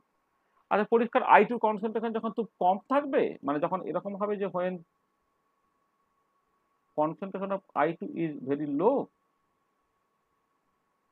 শুরুতে যদি হয় তখন কি হবে, দেন দেখো ফাইটা অ্যাপ্রক্সিমেট তোমার 2 এর কাছাকাছি চলে যাবে, কারণ তখন k4 i2 টার্মটা k2 hi এর তুলনায় খুব খুব ছোট, মানে রিঅ্যাক্টর অনেক বেশি আছে, প্রোডাক্ট তখন খুব কম। তখন কি হচ্ছে, এইটাকে জাস্ট তুমি নেগলেক্ট করতে পারো, তখন এটা জাস্ট 2 এর কাছাকাছি চলে যাবে। তা দেখো তাহলে তুমি বুঝতে পারলে যে কেমন করে আমি জাস্ট যদি কোনো একটা এরকম মেকানিজম দেওয়া থাকে সেই মেকানিজমটাকে হ্যান্ডেল করে কেমন করে আমি কোয়ান্টাম ইল্ডের এক্সপ্রেশন বের করে ফেলতে পারছি। তাহলে যেটা তফাৎ সেটা হচ্ছে এই যে মানে নর্মাল কেমিক্যাল কাইনেটিক্সে তোমরা এরকম তো প্রচুর মেকানিজম দেওয়া থাকবে, সেখান থেকে ফাইনাল যে রেড লটা তোমরা লিখেছো, তাহলে এখানে যেটা তফাৎ সেটা হচ্ছে প্রাইমারি প্রসেস বা ফার্স্ট স্টেপটাকে তোমাকে একটা অন্যভাবে ট্যাকেল করতে হবে, যেটা ল মাস অ্যাকশন অনুযায়ী হচ্ছে তোমার ওটা বেসিক্যালি একটা rate constant into concentration raise to the 100 power হতো, সেইটাকে তুমি পুরোটাকে রিপ্লেস করে দেবো আই অ্যাবজর্ব দিয়ে, বাকিগুলো কিন্তু অ্যাজ ইউজুয়াল। এখানে ওই স্টেডি স্টেপ অ্যাপ্রক্সিমেশন হ্যানা ত্যানা যা যা যেখানে কিছু ইউজ করার কথা তুমি সেই রকম ভাবে ইউজ করতে পারো। ঠিক আছে, বোঝাতে পারলাম? হ্যাঁ স্যার, ঠিক আছে। হ্যাঁ বলো। স্যার বলছিলাম এখানে K2 K3 এর মধ্যে এখানে ফাস্টার স্টেপ কোনগুলো, মানে স্টেডি স্টেট অ্যাপ্রক্সিমেশন সেখানে তো ছিল স্যার। হ্যাঁ না দেখো, যখন না ওরকম কিছু বলে দেওয়া থাকবে মানে ফাস্টার স্লোয়ার কি হয়, ফাস্টার স্লোয়ার এই কম মানে এই গন্ডগোলটা তখন কখন তোমাকে করতে হয় বলো তো, যখন করছে কোথাও একটা কোনো রিভার্সিবিলিটি থাকে, মানে বেসিক্যালি যেটা হচ্ছে দেখবে যেখানে এই কোনটা ফাস্টার স্লোয়ার ইত্যাদি ইত্যাদি নিয়ে মানে হ্যাঁ আরবিএস স্যার, হ্যাঁ স্যার। অ্যাপ্রক্সিমেশন করবে না স্টেডি স্টেট অ্যাপ্রক্সিমেশন করবে, এরকম যখন মেকানিজম থাকে a প্লাস বি, এই একটা রিভার্সিবিলিটি আছে এক্স, তারপর ধরো এক্স থেকে প্রোডাক্ট যাচ্ছে, তখন হচ্ছে এই যে দুটো স্টেপ কোনটা ফাস্ট কোনটা স্লো, তখন এইটা নিয়ে তোমাকে মাথা ঘামাতে হবে। ঠিক আছে, এক্ষেত্রে তা নয়, কিন্তু এক্ষেত্রে তোমার মানে সিঙ্গেল মানে মানে এরকম এই ইকুইলিব্রিয়াম হ্যানাতানা এই ধরনের কোনো গল্পই নেই। এখানে একটা কথা হচ্ছে যে টোটাল মেকানিজমটার মধ্যে তুমি দেখতে হবে এইচ পিরিয়ডিক্যাল এবং আই পিরিয়ডিক্যাল, তাহলে অ্যাক্টিভেটেড কমপ্লেক্স মানে শর্ট লিভ। আর যদি শর্ট লিভ অ্যাক্টিভেটেড কমপ্লেক্স হয় তাহলে তার জন্য তুমি স্টেডি স্টেট অ্যাপ্রক্সিমেশন ইউজ করতে পারবে, কারণ সে বেসিক্যালি তৈরি হওয়ার সঙ্গে সঙ্গে ভেঙে যাবে। এটা হচ্ছে একটা কনজিকিউটিভ রিয়াকশন। কোথায় স্টেডি স্টেট অ্যাপ্রক্সিমেশন ইউজ করতে আমি জাস্ট দেখিয়েছিলাম যে এ থেকে বি হচ্ছে, বি থেকে সি হচ্ছে। যদি এমন হতো যে বি থেকে সি হওয়াটা খুব তাড়াতাড়ি, অর্থাৎ বি তৈরি হওয়ার সঙ্গে সঙ্গে ডিসঅ্যাপিয়ার করছে, তখন কিন্তু উইথ টাইম বি এর কনসেন্ট্রেশন খুব বেশি চেঞ্জ হতে পারবে না। তখন তুমি লিখতে পারো db by dt equal to 0 এবং সেটা তোমার স্টেডি স্টেট অ্যাপ্রক্সিমেশনটা দেবে। ঠিক আছে, বোঝা গেল? হ্যাঁ স্যার, বুঝতে পারলাম। Okay sir. আচ্ছা, আর একটা রিয়াকশন আমরা কনসিডার করি। এটা হচ্ছে তোমার reaction between hydrogen and bromine.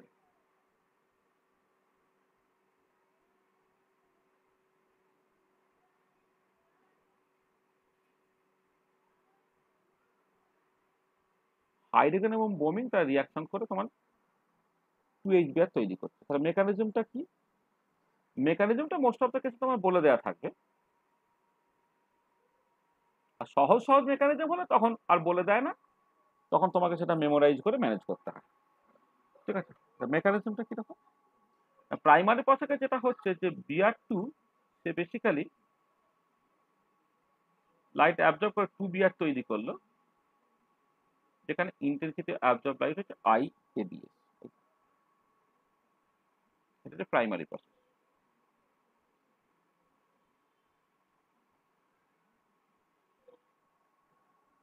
আচ্ছা, তারপরে যেটা হলো তোমার সেকেন্ডারি প্রসেসগুলোতে, এই যে ফ্রি র্যাডিক্যাল বিআরটা তৈরি হয়েছে, সে অ্যাকচুয়ালি H2 এর সঙ্গে রিয়াক্ট করলো করে HBr প্লাস H তৈরি করলো বাই রেট কনস্ট্যান্ট এসে তোমার K2। তারপরে H প্লাস Br2, এই যে H ফ্রি র্যাডিক্যাল তৈরি, সে আবার Br2 এর সঙ্গে রিয়াক্ট করছে, Br2 এর সঙ্গে রিয়াকশন করে কি দিচ্ছে, HBr প্লাস Br তৈরি করলো। দেখো ফ্রি র্যাডিক্যাল আবার ফ্রি র্যাডিক্যাল রিজেনারেটেড হয়ে গেল। এটা 1 নম্বর স্টেপ, 2 নম্বর স্টেপ, 3 নম্বর স্টেপ। আর তারপরে যেটা হচ্ছে যে H সে আবার HBr এর সঙ্গে রিয়াক্ট করতে পারে,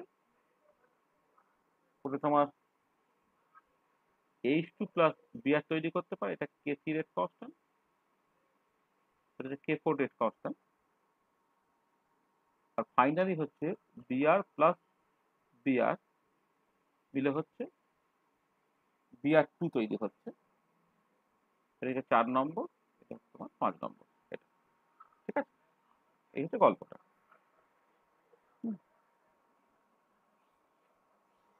আচ্ছা দেখো, এবারে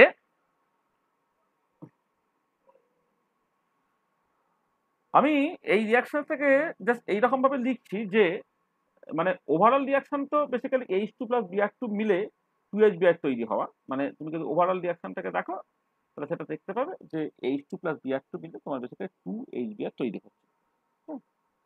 আচ্ছা, আমি just rate of formation of HBr দিয়ে জাস্ট শুরু করি।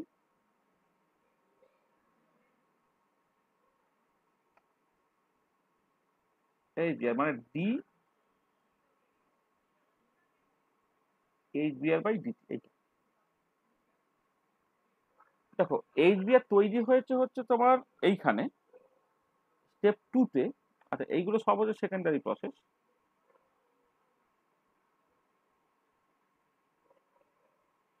তাহলে এটা হচ্ছে K2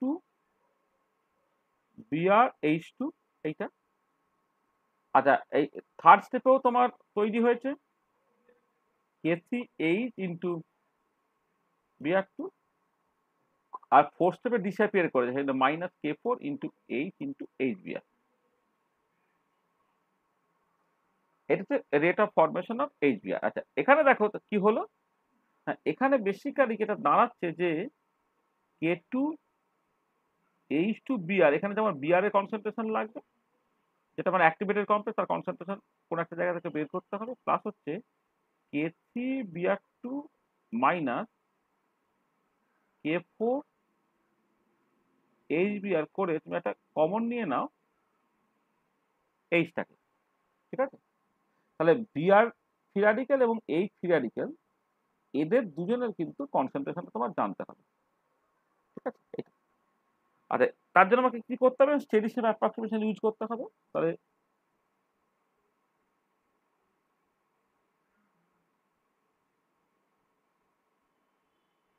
steady state approximation for H and Br, H এবং Br, তার জন্য আমি স্টেডি স্টেট অ্যাপ্রক্সিমেশন ইউজ করবো। এটা পরের পাতায় দেখি।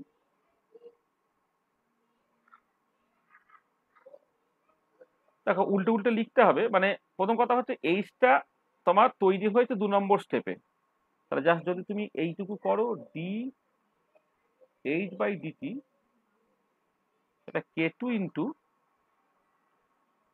Br plus H2, Br into H2, এটা হতো। আচ্ছা, আর তোমার এইচ ডিসঅ্যাপিয়ার করেছে তোমার 3 নম্বর স্টেপে, তাহলে minus K3 into H into Br2 সম্ভবত, হ্যাঁ K3 এইচ ইন্টু Br2। আর আমি তো কোনটা করছি কেন বলো তো, এইচ ডিসঅ্যাপিয়ার করছে। আচ্ছা, এইচ হচ্ছে 4 স্টেপটা তো ডিসঅ্যাপিয়ার করেছে, সেটা হচ্ছে minus K4 into HBr minus K4 into H into HBr, this is actually equal to 0। তাহলে এইটা একটা হলো। আর কি? আর হলো হচ্ছে ডি Br বাই ডিটি। আচ্ছা দেখো, বিআরটা তোমার এইখানে তৈরি হয়েছে। আচ্ছা, এইখানে দেখো এই বিআর যে স্টোইচিওমেট্রিক কোএফিসিয়েন্ট 2, তার দুইটা গুণ হয়ে যাবে। তাহলে এটা প্রথমটা হলো 2 ইন্টু আই অ্যাবজর্ব। এই দুইটা গুণ হলো কেন? কারণ বিআর তার আগে দেখো স্টোইচিওমেট্রিক কোএফিসিয়েন্ট যেহেতু 2 আছে, তাহলে এই দুইটা গুণ হয়ে যায়। তাহলে ডি Br বাই ডিটি যখন করবো দুইটা, মানে তুমি রেট অফ দ্য রিঅ্যাকশন কি 1 by nu I dci by dt. তাহলে ডিসিআই বাই ডিটি ফর্মে করলে কি হবে? নিউ আইটা গুণ হয়ে যায়। ঠিক এখানেও তাই। এখানে 1/2 ডি Br বাই ডিটি, সেটা আই অ্যাবজর্ব, তাহলে ডি Br বাই ডিটি হয়ে গেল 2 ইন্টু আই অ্যাবজর্ব। এটা হলো। আচ্ছা, তারপরের স্টেপে হচ্ছে ওটা ডিসঅ্যাপিয়ার করেছে minus K2 Br into H2। তারপরের স্টেপে Br তোমার তৈরি হয়েছে, তার প্লাস K3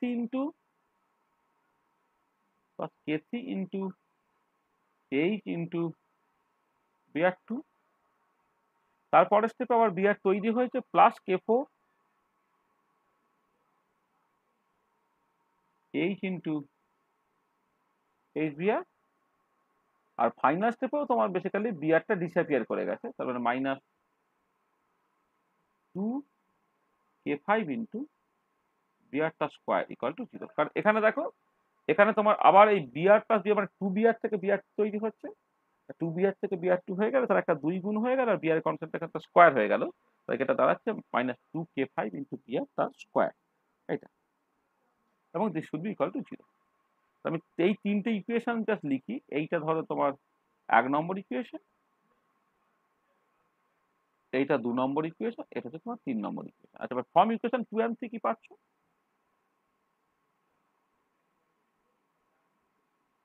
2 and 3 দেখো, 2 and 3 কি পাচ্ছ সেটা কিন্তু তোমাকে পেতে হয়। এটা কথা হচ্ছে যে এইখানে দেখো, এই যে এই মাঝের যে মানে 2 নম্বর 3 নম্বর 4 নম্বর, এখানে যদি একটা মাইনাস কমন নিতে, তাহলে কি হতো না, plus K2 minus K3 minus K4। এখানে দেখো plus K2 minus K3 minus K4, এটা অ্যাকচুয়ালি 0।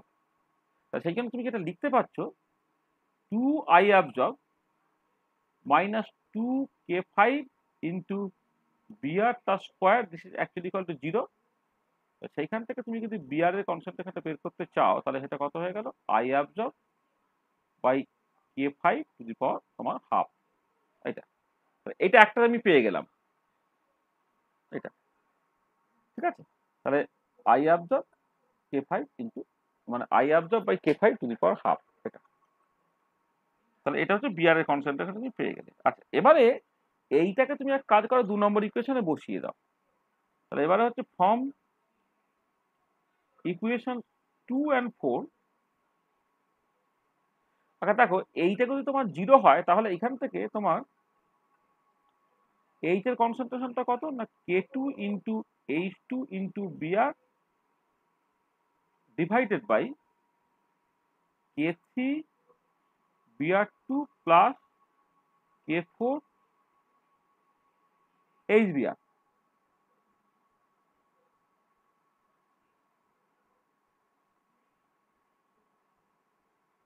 মানে এই যে 2 নম্বর ইকুয়েশনে খেয়াল করো, স্টেডি স্টেট অ্যাপ্রক্সিমেশন এটা যখন তুমি 0 করছো তাহলে এখান থেকে H এর কনসেন্ট্রেশনটা কত হবে না K2 H2 Br এর concentration divided by K3 Br2 concentration plus K4 HBr এর কনসেন্ট্রেশন, বা তুমি লেখো K2 H2 divided by K3 Br2 plus K4 HBr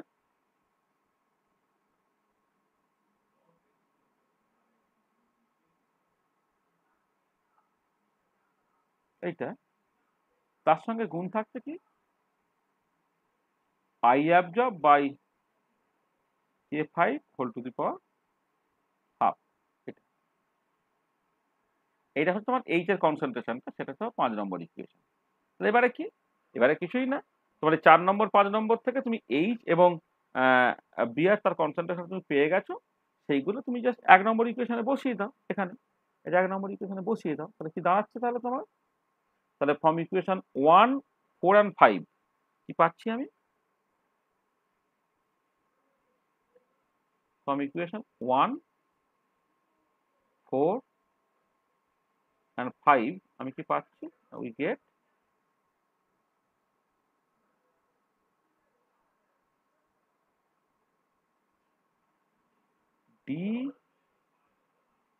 dHBr by dt। তো প্রথমটা হচ্ছে K2H2 into Br, K2H2 into Br মানে I absorb by K5 to the power half plus K3 Br2 minus K4 HBr, K3 Br2 minus K4 HBr, K3 Br2 minus K4 into H এর concentration, তাহলে H এর concentration এখান থেকে বসিয়ে দাও, H এর কনসেন্ট্রেশনটা K2H2 by মানে এটা হচ্ছে তোমার K2H2 I absorb by K5 to the power half, I absorb by K5 to the power half, আর নিচে রইল K3 Br2 plus K4 HBr। এটা তুমি এক কাজ করো, এটাকে কমন নিয়ে নাও, তাহলে পড়ে থাকছে কত 1 plus K3 Br2 minus K4 HBr by হচ্ছে K3 Br2 plus K4 HBr, তার সঙ্গে গুণ হলো হচ্ছে K2 I absorb by K5 to the power half into H2 concentration, তাহলে এই যে K2 H2 I absorb by K5 to the power half ওটাকে কমন নিয়ে নিলাম। আর এটাকে যোগ করে ফেললে কি দাঁড়াবে তোমার, এইটা নিচে K3 Br2 প্লাস K4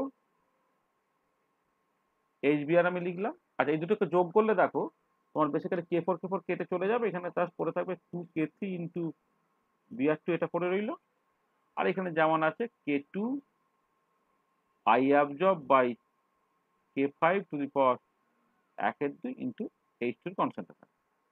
আরেকটু হয়তো চাইলে ছোট করে তুমি লিখতে পারো, জাস্ট মানে এমনি ঠিকই আছে, মানে এরকম ভাবে তুমি জাস্ট চাইলে রেখে দিতে পারো, সমস্যা কিছু নেই। কিন্তু ওই মানে হয়তো এইগুলোকে আলাদা করে দিলে মানে যেটা হয় অনেক সময় যেটা করে আর কি, যে ধরো 2k2 I absorbed by k5 to the power half h2, আসলে যেটা করা হয়েছে যে k3 br2 দিয়ে তুমি উপর নিচে ভাগ করে দিলে, তাহলে উপরটা জাস্ট এই k3 br2 জাস্ট বাদ চলে গেল, তাহলে করে দিলে 1 প্লাস k4 hbr বাই হচ্ছে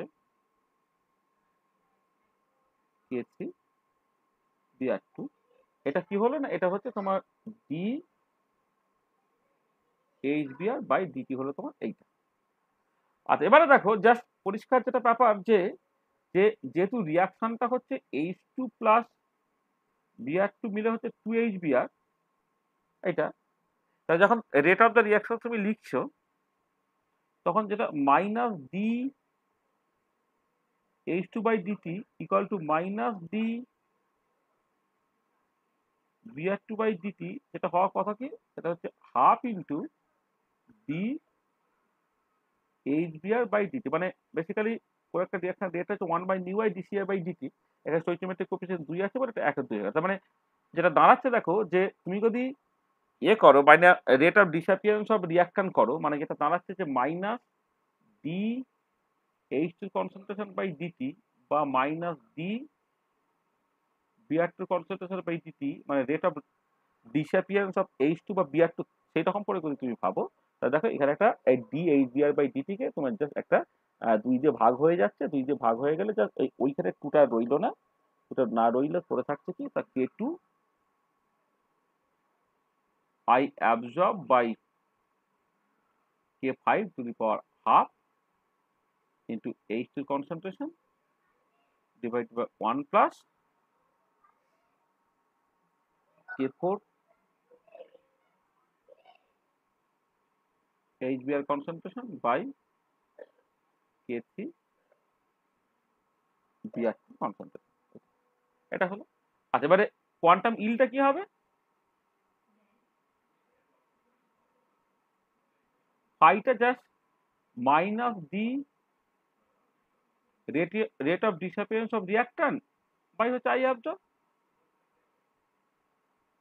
এখানে কি দাঁড়াবে দেখো, এই I absorb to the power half একটা উপরে আছে, তাকে আবার আই অ্যাবজর্ব দিয়ে ভাগ হয়ে গেলে 1 by root over of I absorb হলো, তারপরে যেটা আছে k2 by root over of k5, এখানে একটা H2 concentration divided by 1 plus k4 HBr by k3 Br2, এটা হচ্ছে ফাই এর তোমার ভ্যালুটা। মানে কোয়ান্টাম ইল্ডের দেখা একটা বেশ কমপ্লিকেটেড এক্সপ্রেশন তোমার যেটা, ঠিক আছে। তাহলে এই রকম করে তোমাকে অ্যাকচুয়ালি যদি কোনো একটা মেকানিজম দেওয়া থাকে সেখান থেকে তোমাকে কোয়ান্টাম ইলটাকে বের করতে হবে। তাহলে তফাৎ থেকে দেখো, মানে কোয়ান্টাম ইল তো লাস্ট স্টেপে করলেই হবে, তাহলে rate of disappearance of reactant তুমি বের করবে।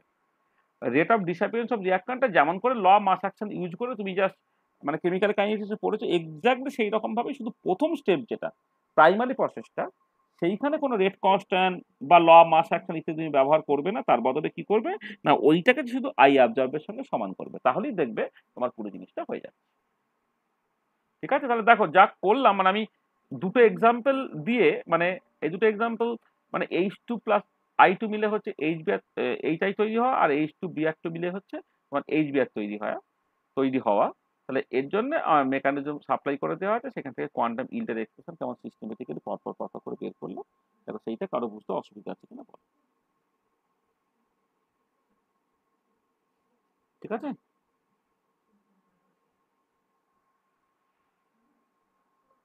কি ঠিক আছে নাকি না ঠিক নাই? হ্যাঁ স্যার ঠিক আছে। হ্যাঁ স্যার ঠিক আছে। কারো কোনো অসুবিধা আছে বলো?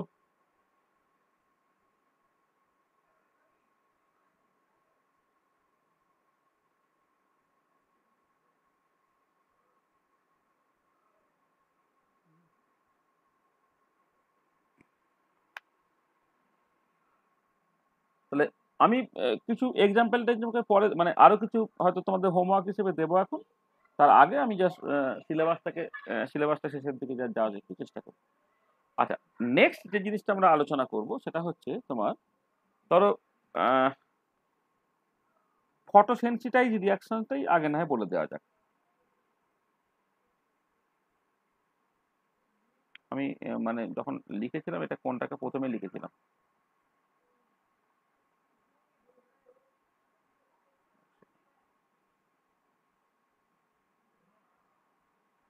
ও ফটো স্টেশনারি স্টেটটাকে আগে বলি, ঠিক আছে, ফটো স্টেশনারি স্টেটটাকে আগে বলে দিচ্ছি।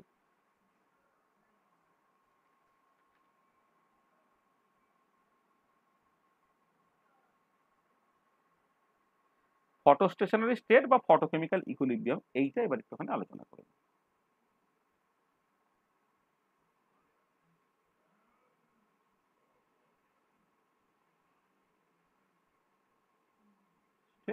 or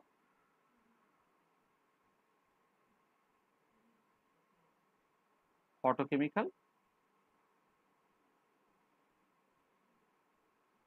equilibrium, photostationary state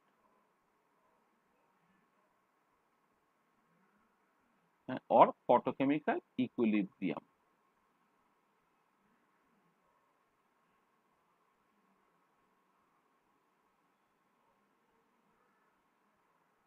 আসলে এইটাকে বোঝার জন্যে আমরা প্রথম যে জিনিসটা নিয়ে আলোচনা করি সেটা হচ্ছে অ্যান্থ্রাসিনের ডাইমারাইজেশন।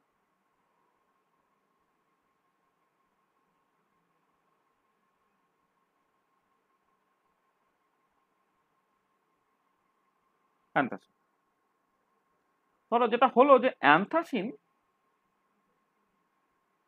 সে মানে তুমি যদি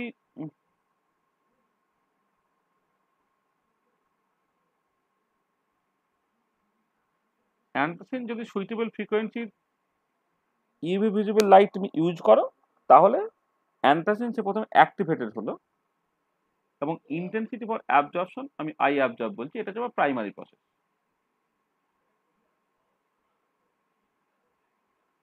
আচ্ছা, এবারে অ্যান্থ্রাসিন সে কি করে দেখো, এমনিতে যেটা হয় যে অ্যান্থ্রাসিন এক্সাইটেড অ্যান্থ্রাসিন সে আর একটা গাউসেট অ্যান্থ্রাসিনকে পেলে ভায়া সাম রেড কনস্ট্যান্ট K2 সে ডাইমার তৈরি করতে পারে, এটা হচ্ছে ডাইমারাইজেশন। আচ্ছা, এবার এই যে ডাইমারটা তৈরি হলো সে কিন্তু একটা রিভার্সিবল প্রসেসের থ্রু দিয়ে যায়, অর্থাৎ A2 টা তৈরি হওয়ার সাথে সাথে কিন্তু সে আবার ভেঙে গিয়ে 2A তৈরি করতে পারে, সেটা ডিসোসিয়েশন অফ ডাইমার। মানে বেসিক্যালি এই ডাইমারাইজেশন প্রসেসটা রিভার্সিবল প্রসেস। এবারে আমি জাস্ট ওটাকে দুটো স্টেপে ভাগ করে লিখলাম যাতে করে ল অফ মাস অ্যাকশনটা লিখতে আমার সুবিধা হয়, ঠিক আছে। তাহলে A2 থেকে তোমার 2A তৈরি হলো এইটা। আচ্ছা, আর একটা ব্যাপার যেটা ভীষণ ভীষণ ইম্পর্টেন্ট এই পার্টিকুলার কেসে, সেটা হচ্ছে যে অ্যান্থ্রাসিন কিন্তু ফ্লুরোসেন্সও দেখাতে পারে। অর্থাৎ এ যে এক্সাইটেড হয়েছে, এক্সাইটেড হয়ে যাওয়ার পরে যে শুধুমাত্র সে ডাইমারাইজেশন রিঅ্যাকশন থ্রু দিয়ে যাবে সেরকম নয়, এ কিন্তু সে বেসিক্যালি ফটোফিজিক্যাল প্রসেসের থ্রু দিয়ে সে এতে নেমে আসতে পারে উইথ ফ্লুরোসেন্স। তাহলে এইটা যদি রেড কনস্ট্যান্ট তুমি K3 বলো, এইটা যদি রেড কনস্ট্যান্ট K4 বলো, তাহলে K4টা হচ্ছে বেসিক্যালি ফ্লুরোসেন্স।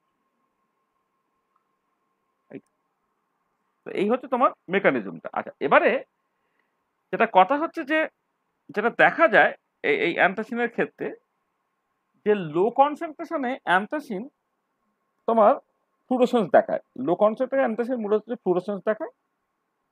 এবারে যখন তুমি জাস্ট অ্যান্থ্রাসিনের কনসেন্ট্রেশনটাকে বাড়াচ্ছ তখন তুমি দেখবে যে ফ্লুরোসেন্সটা কমতে থাকে এবং সেই মতো করে সে বেসিক্যালি তোমার ডাইমারাইজেশনটা দেখায় আর কি। মানে at low concentration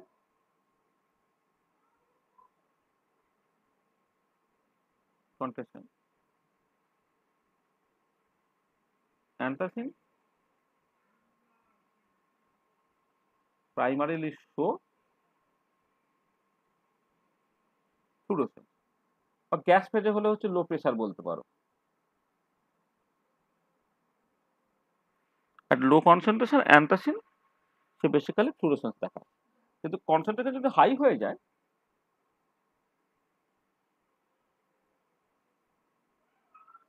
at high concentration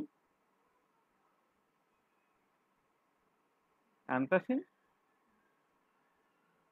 undergoes ডাইমারাইজেশন, ঠিক আছে? এটা ডাইমারাইজেশন দেখায়।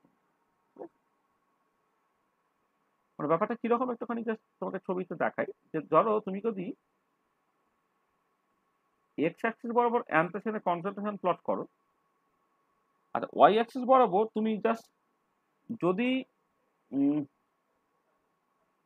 যদি তোমার ফ্লুরোসেন্স দেখায় তাহলে ইন্টেন্সিটি অফ ফ্লুরোসেন্স, আর যদি ডাইমারাইজেশন দেখায় তাহলে তোমার বেসিক্যালি কোয়ান্টাম ইল ফর ডাইমারাইজেশন, এটা আমি প্লট করছি।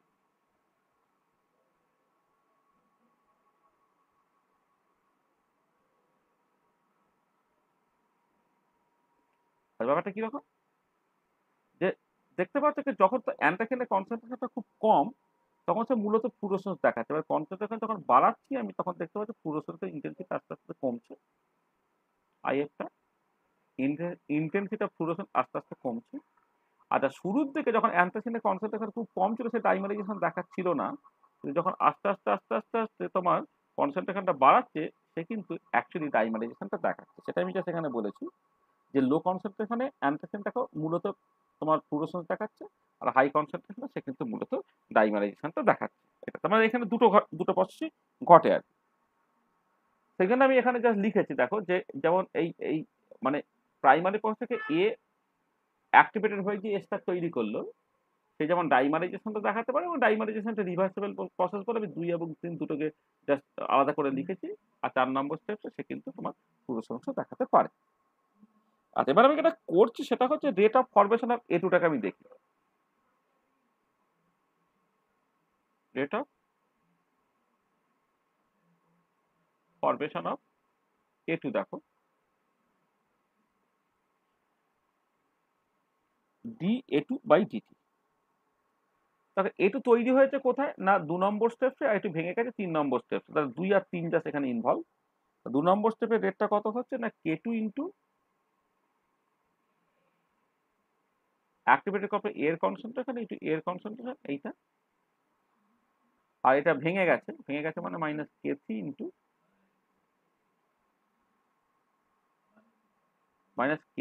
Into A2। আচ্ছা, এবারে এখানে এর কনসেন্ট্রেশনটা লাগবে, সেখানে আমি স্টেডি স্টেপ অ্যাপ্রক্সিমেশন ইউজ করি। অ্যাপ্লাই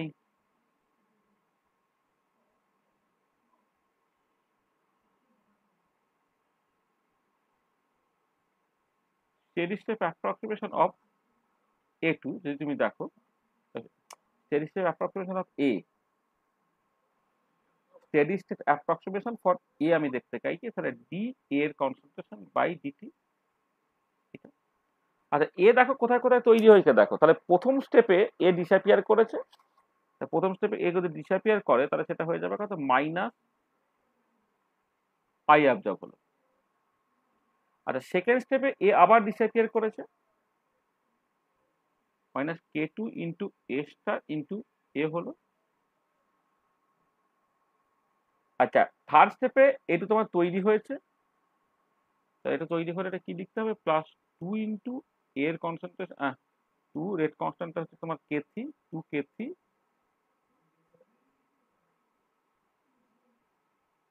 ইন্টু এর কনসেন্ট্রেশন স্কোয়ার হলো এটা। আর লাস্ট স্টেপে আবার তোমার এ তৈরি হয়েছে প্লাস K4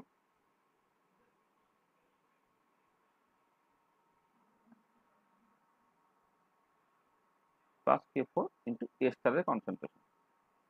ও সরি, একটা জিনিস ভুল হয়েছে আমার এখানে, সিরিজটা মানে অ্যাক্টিভেটেড কমপ্লেক্সের জন্য লিখবো তো,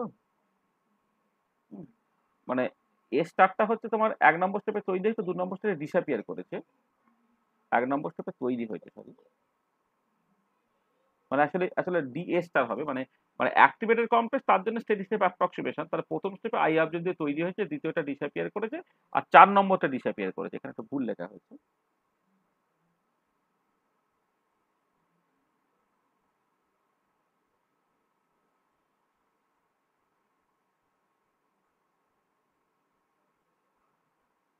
তাহলে 4 নম্বর স্টেপে কি হয়েছে, ওটা ডিসঅ্যাপিয়ার করেছে, minus K4 into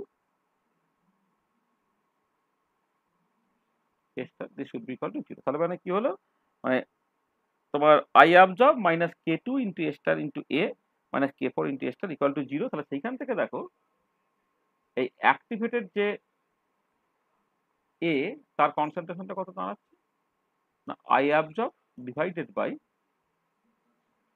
K2 into A plus K4 এটা হলো আচ্ছা এবার আমি এটা বসিয়ে দিই এই ইকুয়েশনে এটা যদি 1 নম্বর ইকুয়েশন বলো এটা যদি 2 নম্বর ইকুয়েশন বলো তার ফর্ম ইকুয়েশন 1 and 2 তুমি কি পাচ্ছ 1 and 2 আমি কি পাচ্ছি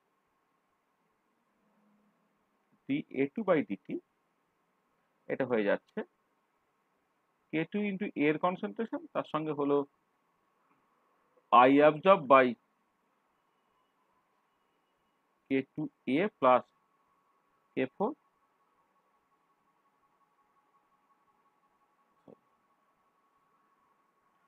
so dA2 by dt যে K2 into A এর কনসেন্ট্রেশন into A স্টারটার জায়গায় লিখলাম I absorb by K2A plus K4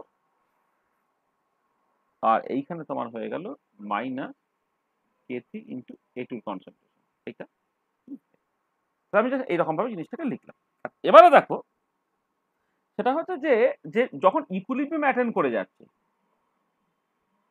at equilibrium dA2 by dt এটা তোমার 0 হলো তাহলে যদি 0 হয় তাহলে সেখান থেকে তাহলে দেন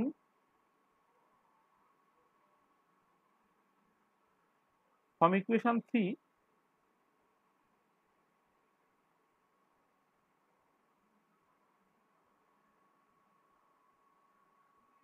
from equation 3 A2 এর কনসেন্ট্রেশনটা কি হয়ে যাচ্ছে এখান থেকে না I absorb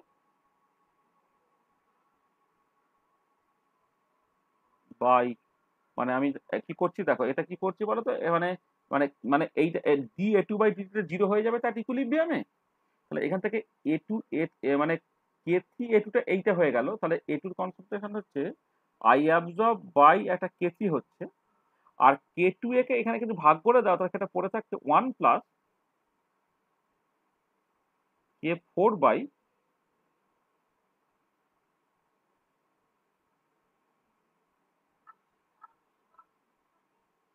K2 into A এর কনসেন্ট্রেশন ঠিক আছে মানে আমি কি করলাম দেখো জাস্ট এইটাকে 0 করছো তুমি তাহলে 0 করলে এইখান থেকে জাস্ট A2 টাকে লিখে ফেলো তাহলে এটা হচ্ছে I absorb by K3 হলো তাহলে তারপরে থাকতে হচ্ছে K2A by K2A plus K4 তাহলে K2A দিয়ে উপর নিচে যদি ভাগ করে দাও তাহলে 1 plus K4 by K2 into A আর এবারে যদি এরকম সিচুয়েশন হয় যে if concentration of A is very high if concentration A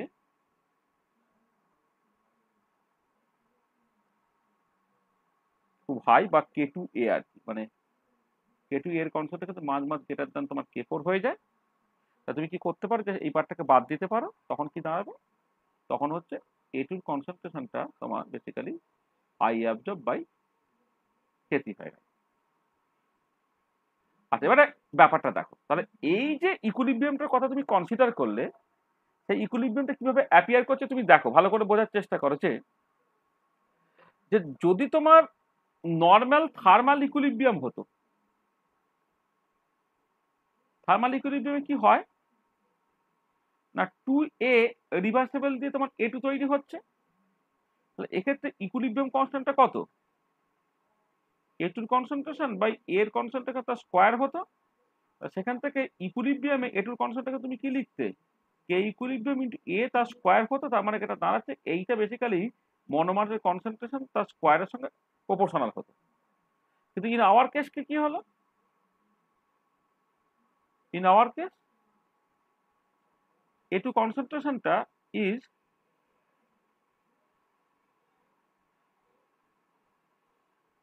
independent of concentration of monomer হলো তাহলে দেখো তার থার্মাল ইকুইলিব্রিয়ামের ক্ষেত্রে যেখানে এর কনসেন্ট্রেশনের স্কয়ারের সঙ্গে প্রপোর্শনাল কিন্তু ইন আওয়ার কেস কি দাঁড়াচ্ছে A2 টা হচ্ছে ইন্ডিপেন্ডেন্ট অফ মনোমার কনসেন্ট্রেশন হয়ে যাচ্ছে আচ্ছা ব্যাপারটা কি হয়েছে তফাৎটা কি দেখো তফাৎটা হচ্ছে এইখানে যে তুমি রিভার্সিবল রিয়াকশনটাকে কনসিডার করছো, দেখো রিভার্সিবল রিয়াকশনের ক্ষেত্রে দাঁড়াচ্ছে যে ফরওয়ার্ড রিয়াকশন হচ্ছে লাইট ইনডিউসড, মানে ফরওয়ার্ড রিয়াকশন যেটা তুমি কনসিডার করছো 2 নম্বর স্টেপটা, সেখানে দেখো সেই স্টেপটা কখন ঘটবে না যখন তোমার এটা এস্টার হয়ে গেছে, অর্থাৎ লাইট ইনডিউস, মানে যত বেশি লাইট দেবে তত বেশি এটা অ্যাক্টিভেটর হবে, তত বেশি ফরওয়ার্ড রিয়াকশন ঘটবে। কিন্তু ব্যাকওয়ার্ড রিয়াকশন দেখো ডার্ক প্রসেস, তাহলে এরকম যদি সিচুয়েশন হয় যে তোমার ফরওয়ার্ড প্রসেসটা হচ্ছে is photochemical or light induced, আর ব্যাকওয়ার্ড প্রসেস হচ্ছে dark.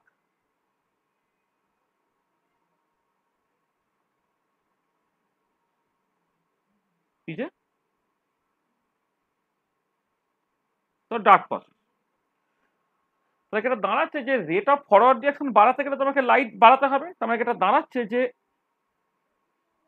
Rate of forward reaction increases with increase in intensity of incident light,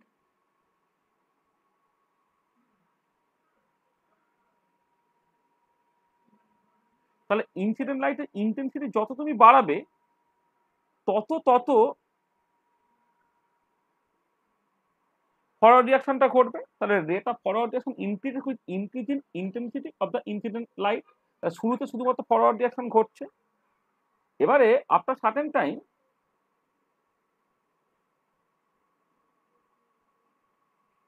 when some product is formed, then backward reaction takes place, তখন backward রিয়াকশনটা ঘটবে। এবং backward reaction dark process হয়ে যাওয়ার জন্য যত বেশি তোমার সকল প্রোডাক্টের কনসেন্ট্রেশন হবে তত বেশি ব্যাকওয়ার্ড রিয়াকশনটা ঘটবে। তাহলে some product is form, then backward reaction takes place. আর rate of backward reaction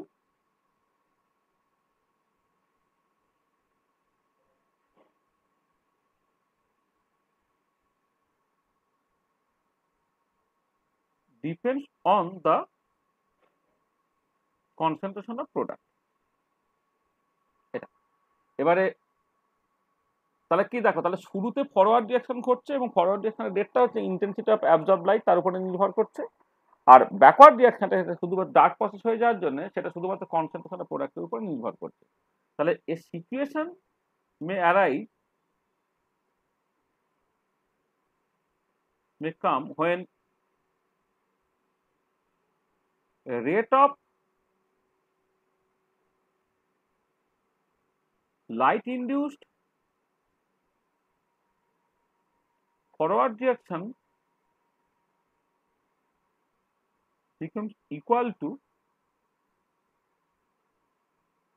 rate of dark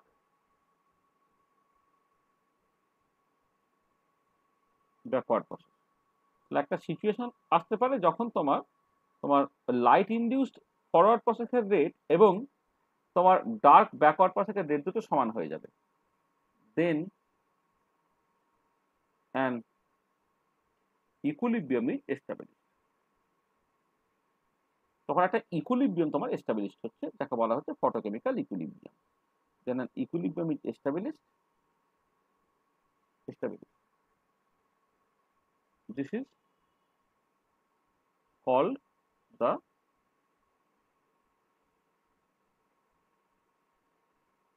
photochemical equilibrium। এটাকেই বলা হচ্ছে photochemical equilibrium। আচ্ছা, in true sense it is not an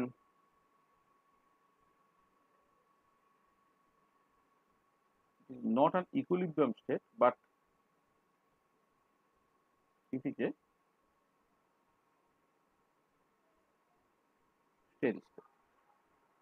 কারণ মানে steady state or stationary state. কেন?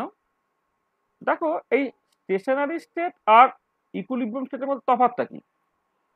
যখন equilibrium পৌঁছায় তখনও তোমার এক বা একাধিক মানে ইন্টেন্সিভ প্রপার্টি কনস্ট্যান্ট ভ্যালুতে পৌঁছায়, এই পার্টিকুলার ক্ষেত্রে কনসেন্ট্রেশনটা কনস্ট্যান্ট ভ্যালুতে পৌঁছাচ্ছে। ইকুইলিব্রিয়াম হলে কিন্তু সারাউন্ডিং বা এক্সটার্নাল এজেন্সির কোনো হেল্প থাকা চলবে না। আর স্টেডি স্টেটে কি হবে, এক্ষেত্রেও হচ্ছে তোমার বেসিক্যালি এই রিঅ্যাক্ট্যান্ট প্রোডাক্টের কনসেন্ট্রেশনটা ফিক্সড হবে, কিন্তু with the help of some external agency. দেখো এই যে ইকুইলিব্রিয়ামটা মেনটেন কেন থাকছে, ইকুইলিব্রিয়ামটা মেনটেন থাকছে তার কারণটা হচ্ছে তুমি জাস্ট লাইটটা দিচ্ছ বলে, তাই না? তুমি জাস্ট লাইটটাকে দিতে থাকছো বলেই তোমার কিন্তু ইকুইলিব্রিয়ামটা মেনটেন থাকছে। কারণ এই যে rate of forward direction, rate of backward direction সমান থাকছে কেন? কারণ ফরওয়ার্ড ডিরেকশন তো লাইটের উপরে নির্ভর করে, মানে কন্টিনিউয়াসলি লাইটটা দিচ্ছ বলেই হচ্ছে তোমার এই সিচুয়েশনটা হচ্ছে যে তোমার ফরওয়ার্ড ডিরেকশনটা ঘটতে থাকছে। আর ব্যাকওয়ার্ড ডিরেকশনটা তো ডার্ক প্রসেস, সেটা তো প্রোডাক্টের কনসেন্ট্রেশন বেশি করে ব্যাকওয়ার্ড ডিরেকশন রেটটা বাড়বে, সেখানে ইকুইলিব্রিয়ামটা মেনটেন থাকছে। এবারে কেউ যদি লাইট সোর্সটাকে অফ করে দেয় তাহলে কি হবে না, জাস্ট এই ফটোস্টেশনারি স্টেটটা থাকবে না, তখন জাস্ট নর্মাল থার্মাল ইকুইলিব্রিয়ামটা অ্যাটেন্ড করবে।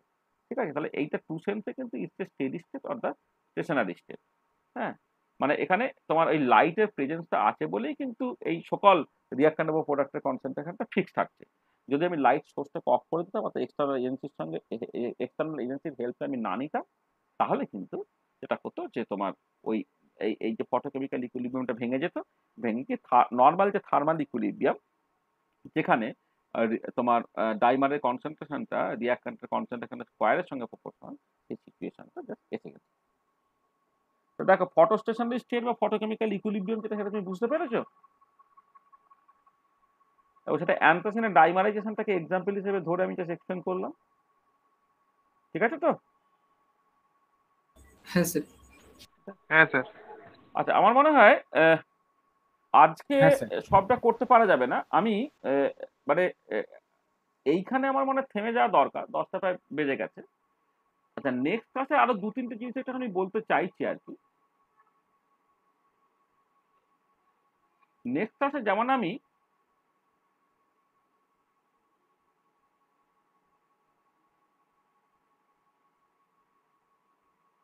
ফটোসেন্সিটাইজ রিঅ্যাকশন নিয়ে কথাবার্তা বলবো, তার সঙ্গে সঙ্গে আরো 2-3টে জিনিস এখনো বলা উচিত। সেটা হচ্ছে তোমার ফ্লুরোসেন্স কোয়েঞ্চিং,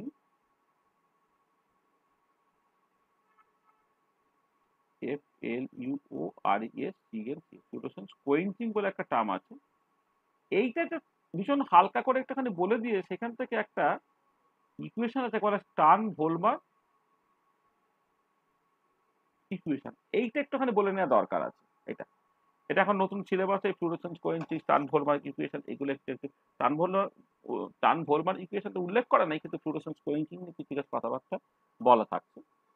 আচ্ছা, আর একটা জিনিস আমরা করতে পারি, সেটা হচ্ছে এই যে কোনো একটা কেমিক্যাল রিয়াকশন হচ্ছে এবং সেই কেমিক্যাল রিয়াকশনের জন্য যে প্রোডাক্টটা তৈরি হচ্ছে, সেই প্রোডাক্টটা কিন্তু ইলেকট্রনিক্যাল এক্সাইটেডে তৈরি হয়, সেখান থেকে যখন গ্রাউন্ড স্টেটে নেমে আসে সে একটা রেডিয়েশন ছাড়তে পারে, লাইট ছাড়তে পারে, যাকে বলে কেমোলুমিনেশন বা কেমিলুমিনেশন। সেটা একটুখানি দেখা, কেমিলুমিনেশন,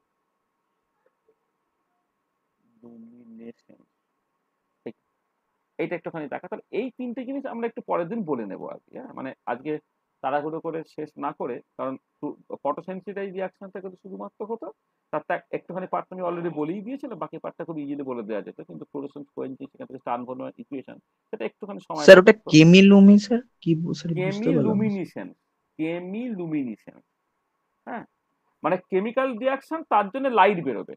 মানে যেটা হয় যে অনেক তোমার রিয়াকশন হবে, যে রিয়াকশন গুলো তোমার বেসিক্যালি রেডক্স রিয়াকশন এবং সেগুলো এক্সোথার্মিক। যে প্রোডাক্টটা তৈরি হয় না, সে বেসিক্যালি ইলেকট্রনিক্যালি এক্সাইটেড থেকে তৈরি হয়। এবার ইলেকট্রনিক্যালি এক্সাইটেড স্টেট থেকে যখন সে গ্রাউন্ড স্টেটে নেমে আসে, সে কিছুটা লাইট ছাড়ে। ঠিক আছে, এটাকে বলে কেমিলুমিনেশন, মানে কেমিক্যাল রিয়াকশন যার জন্য হচ্ছে লাইট বেরোলো, যাকে বলে কেমিলুমিনেশনসও বলা হয়, কখনো কখনো কেমোলুমিনেশনসও বলা হয়। এখানে আই এর বদলে ও জাস্ট অনেক জায়গায় লেখা হয় আর কি।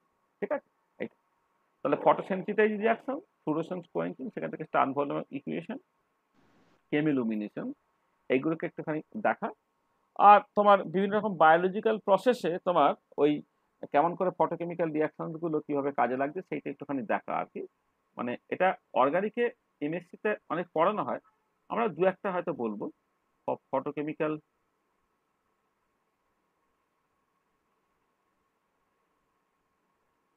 রিয়াকশন ইন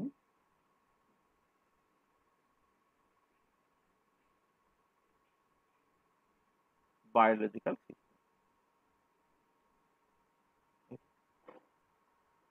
ঠিক আছে, তো photochemical reaction to biological system, সেটা জাস্ট দু একটা এক্সাম্পল সিলেবাসে আছে, সেটা আমরা এখানে বলে দেবো। তাহলে নেক্সট ক্লাসে আমরা এই জিনিসগুলোকে পড়বো। তাহলে আমাদের মনে হয় আজকে এখানে শেষ করে দেওয়া দরকার। End of lecture 40। দেখো যা আলোচনা করেছি সেটা কারো কিছু বুঝতে অসুবিধা আছে কিনা এখন পর্যন্ত?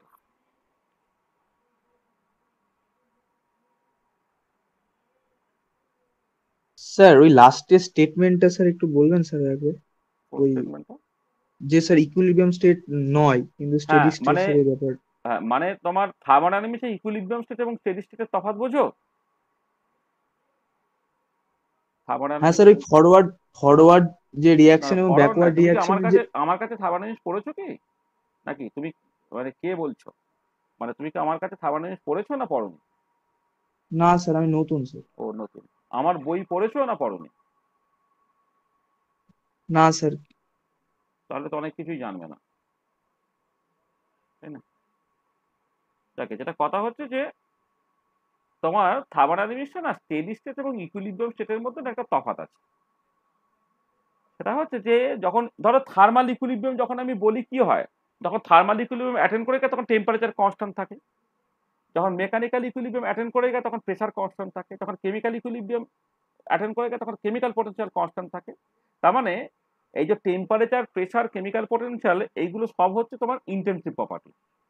তার মানে যখন ইকুইলিব্রিয়াম অ্যাটেন্ড করে তখন কিন্তু তুমি দেখতে পাবে যে এক বা একাধিক ইন্টেনসিভ প্রপার্টি সে বেসিক্যালি কনস্ট্যান্ট ভ্যালুতে পৌঁছে যায়।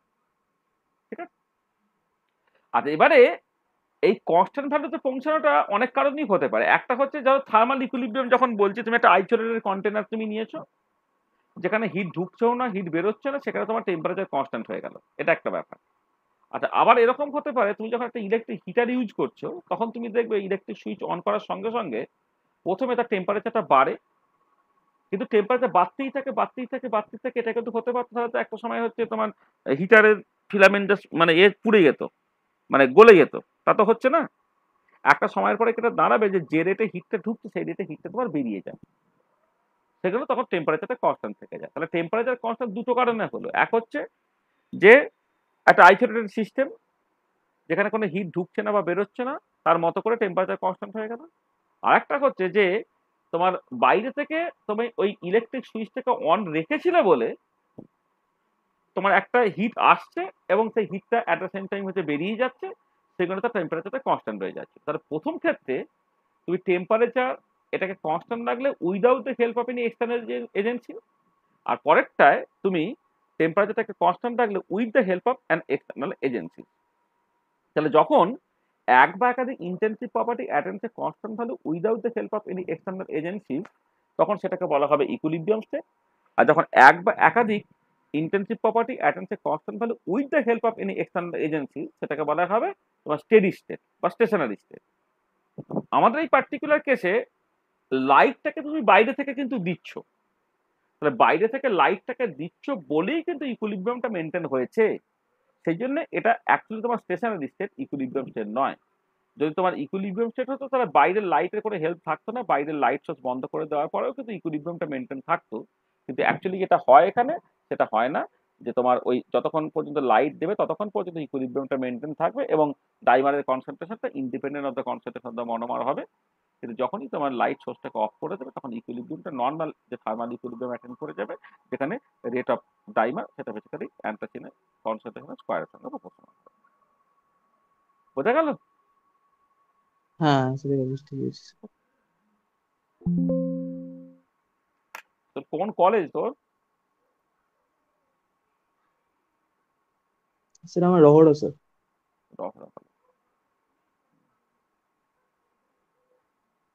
রহস্য করে থার্মোডাইনামিক্স কে পড়িয়েছে? সঞ্জীব বাবু?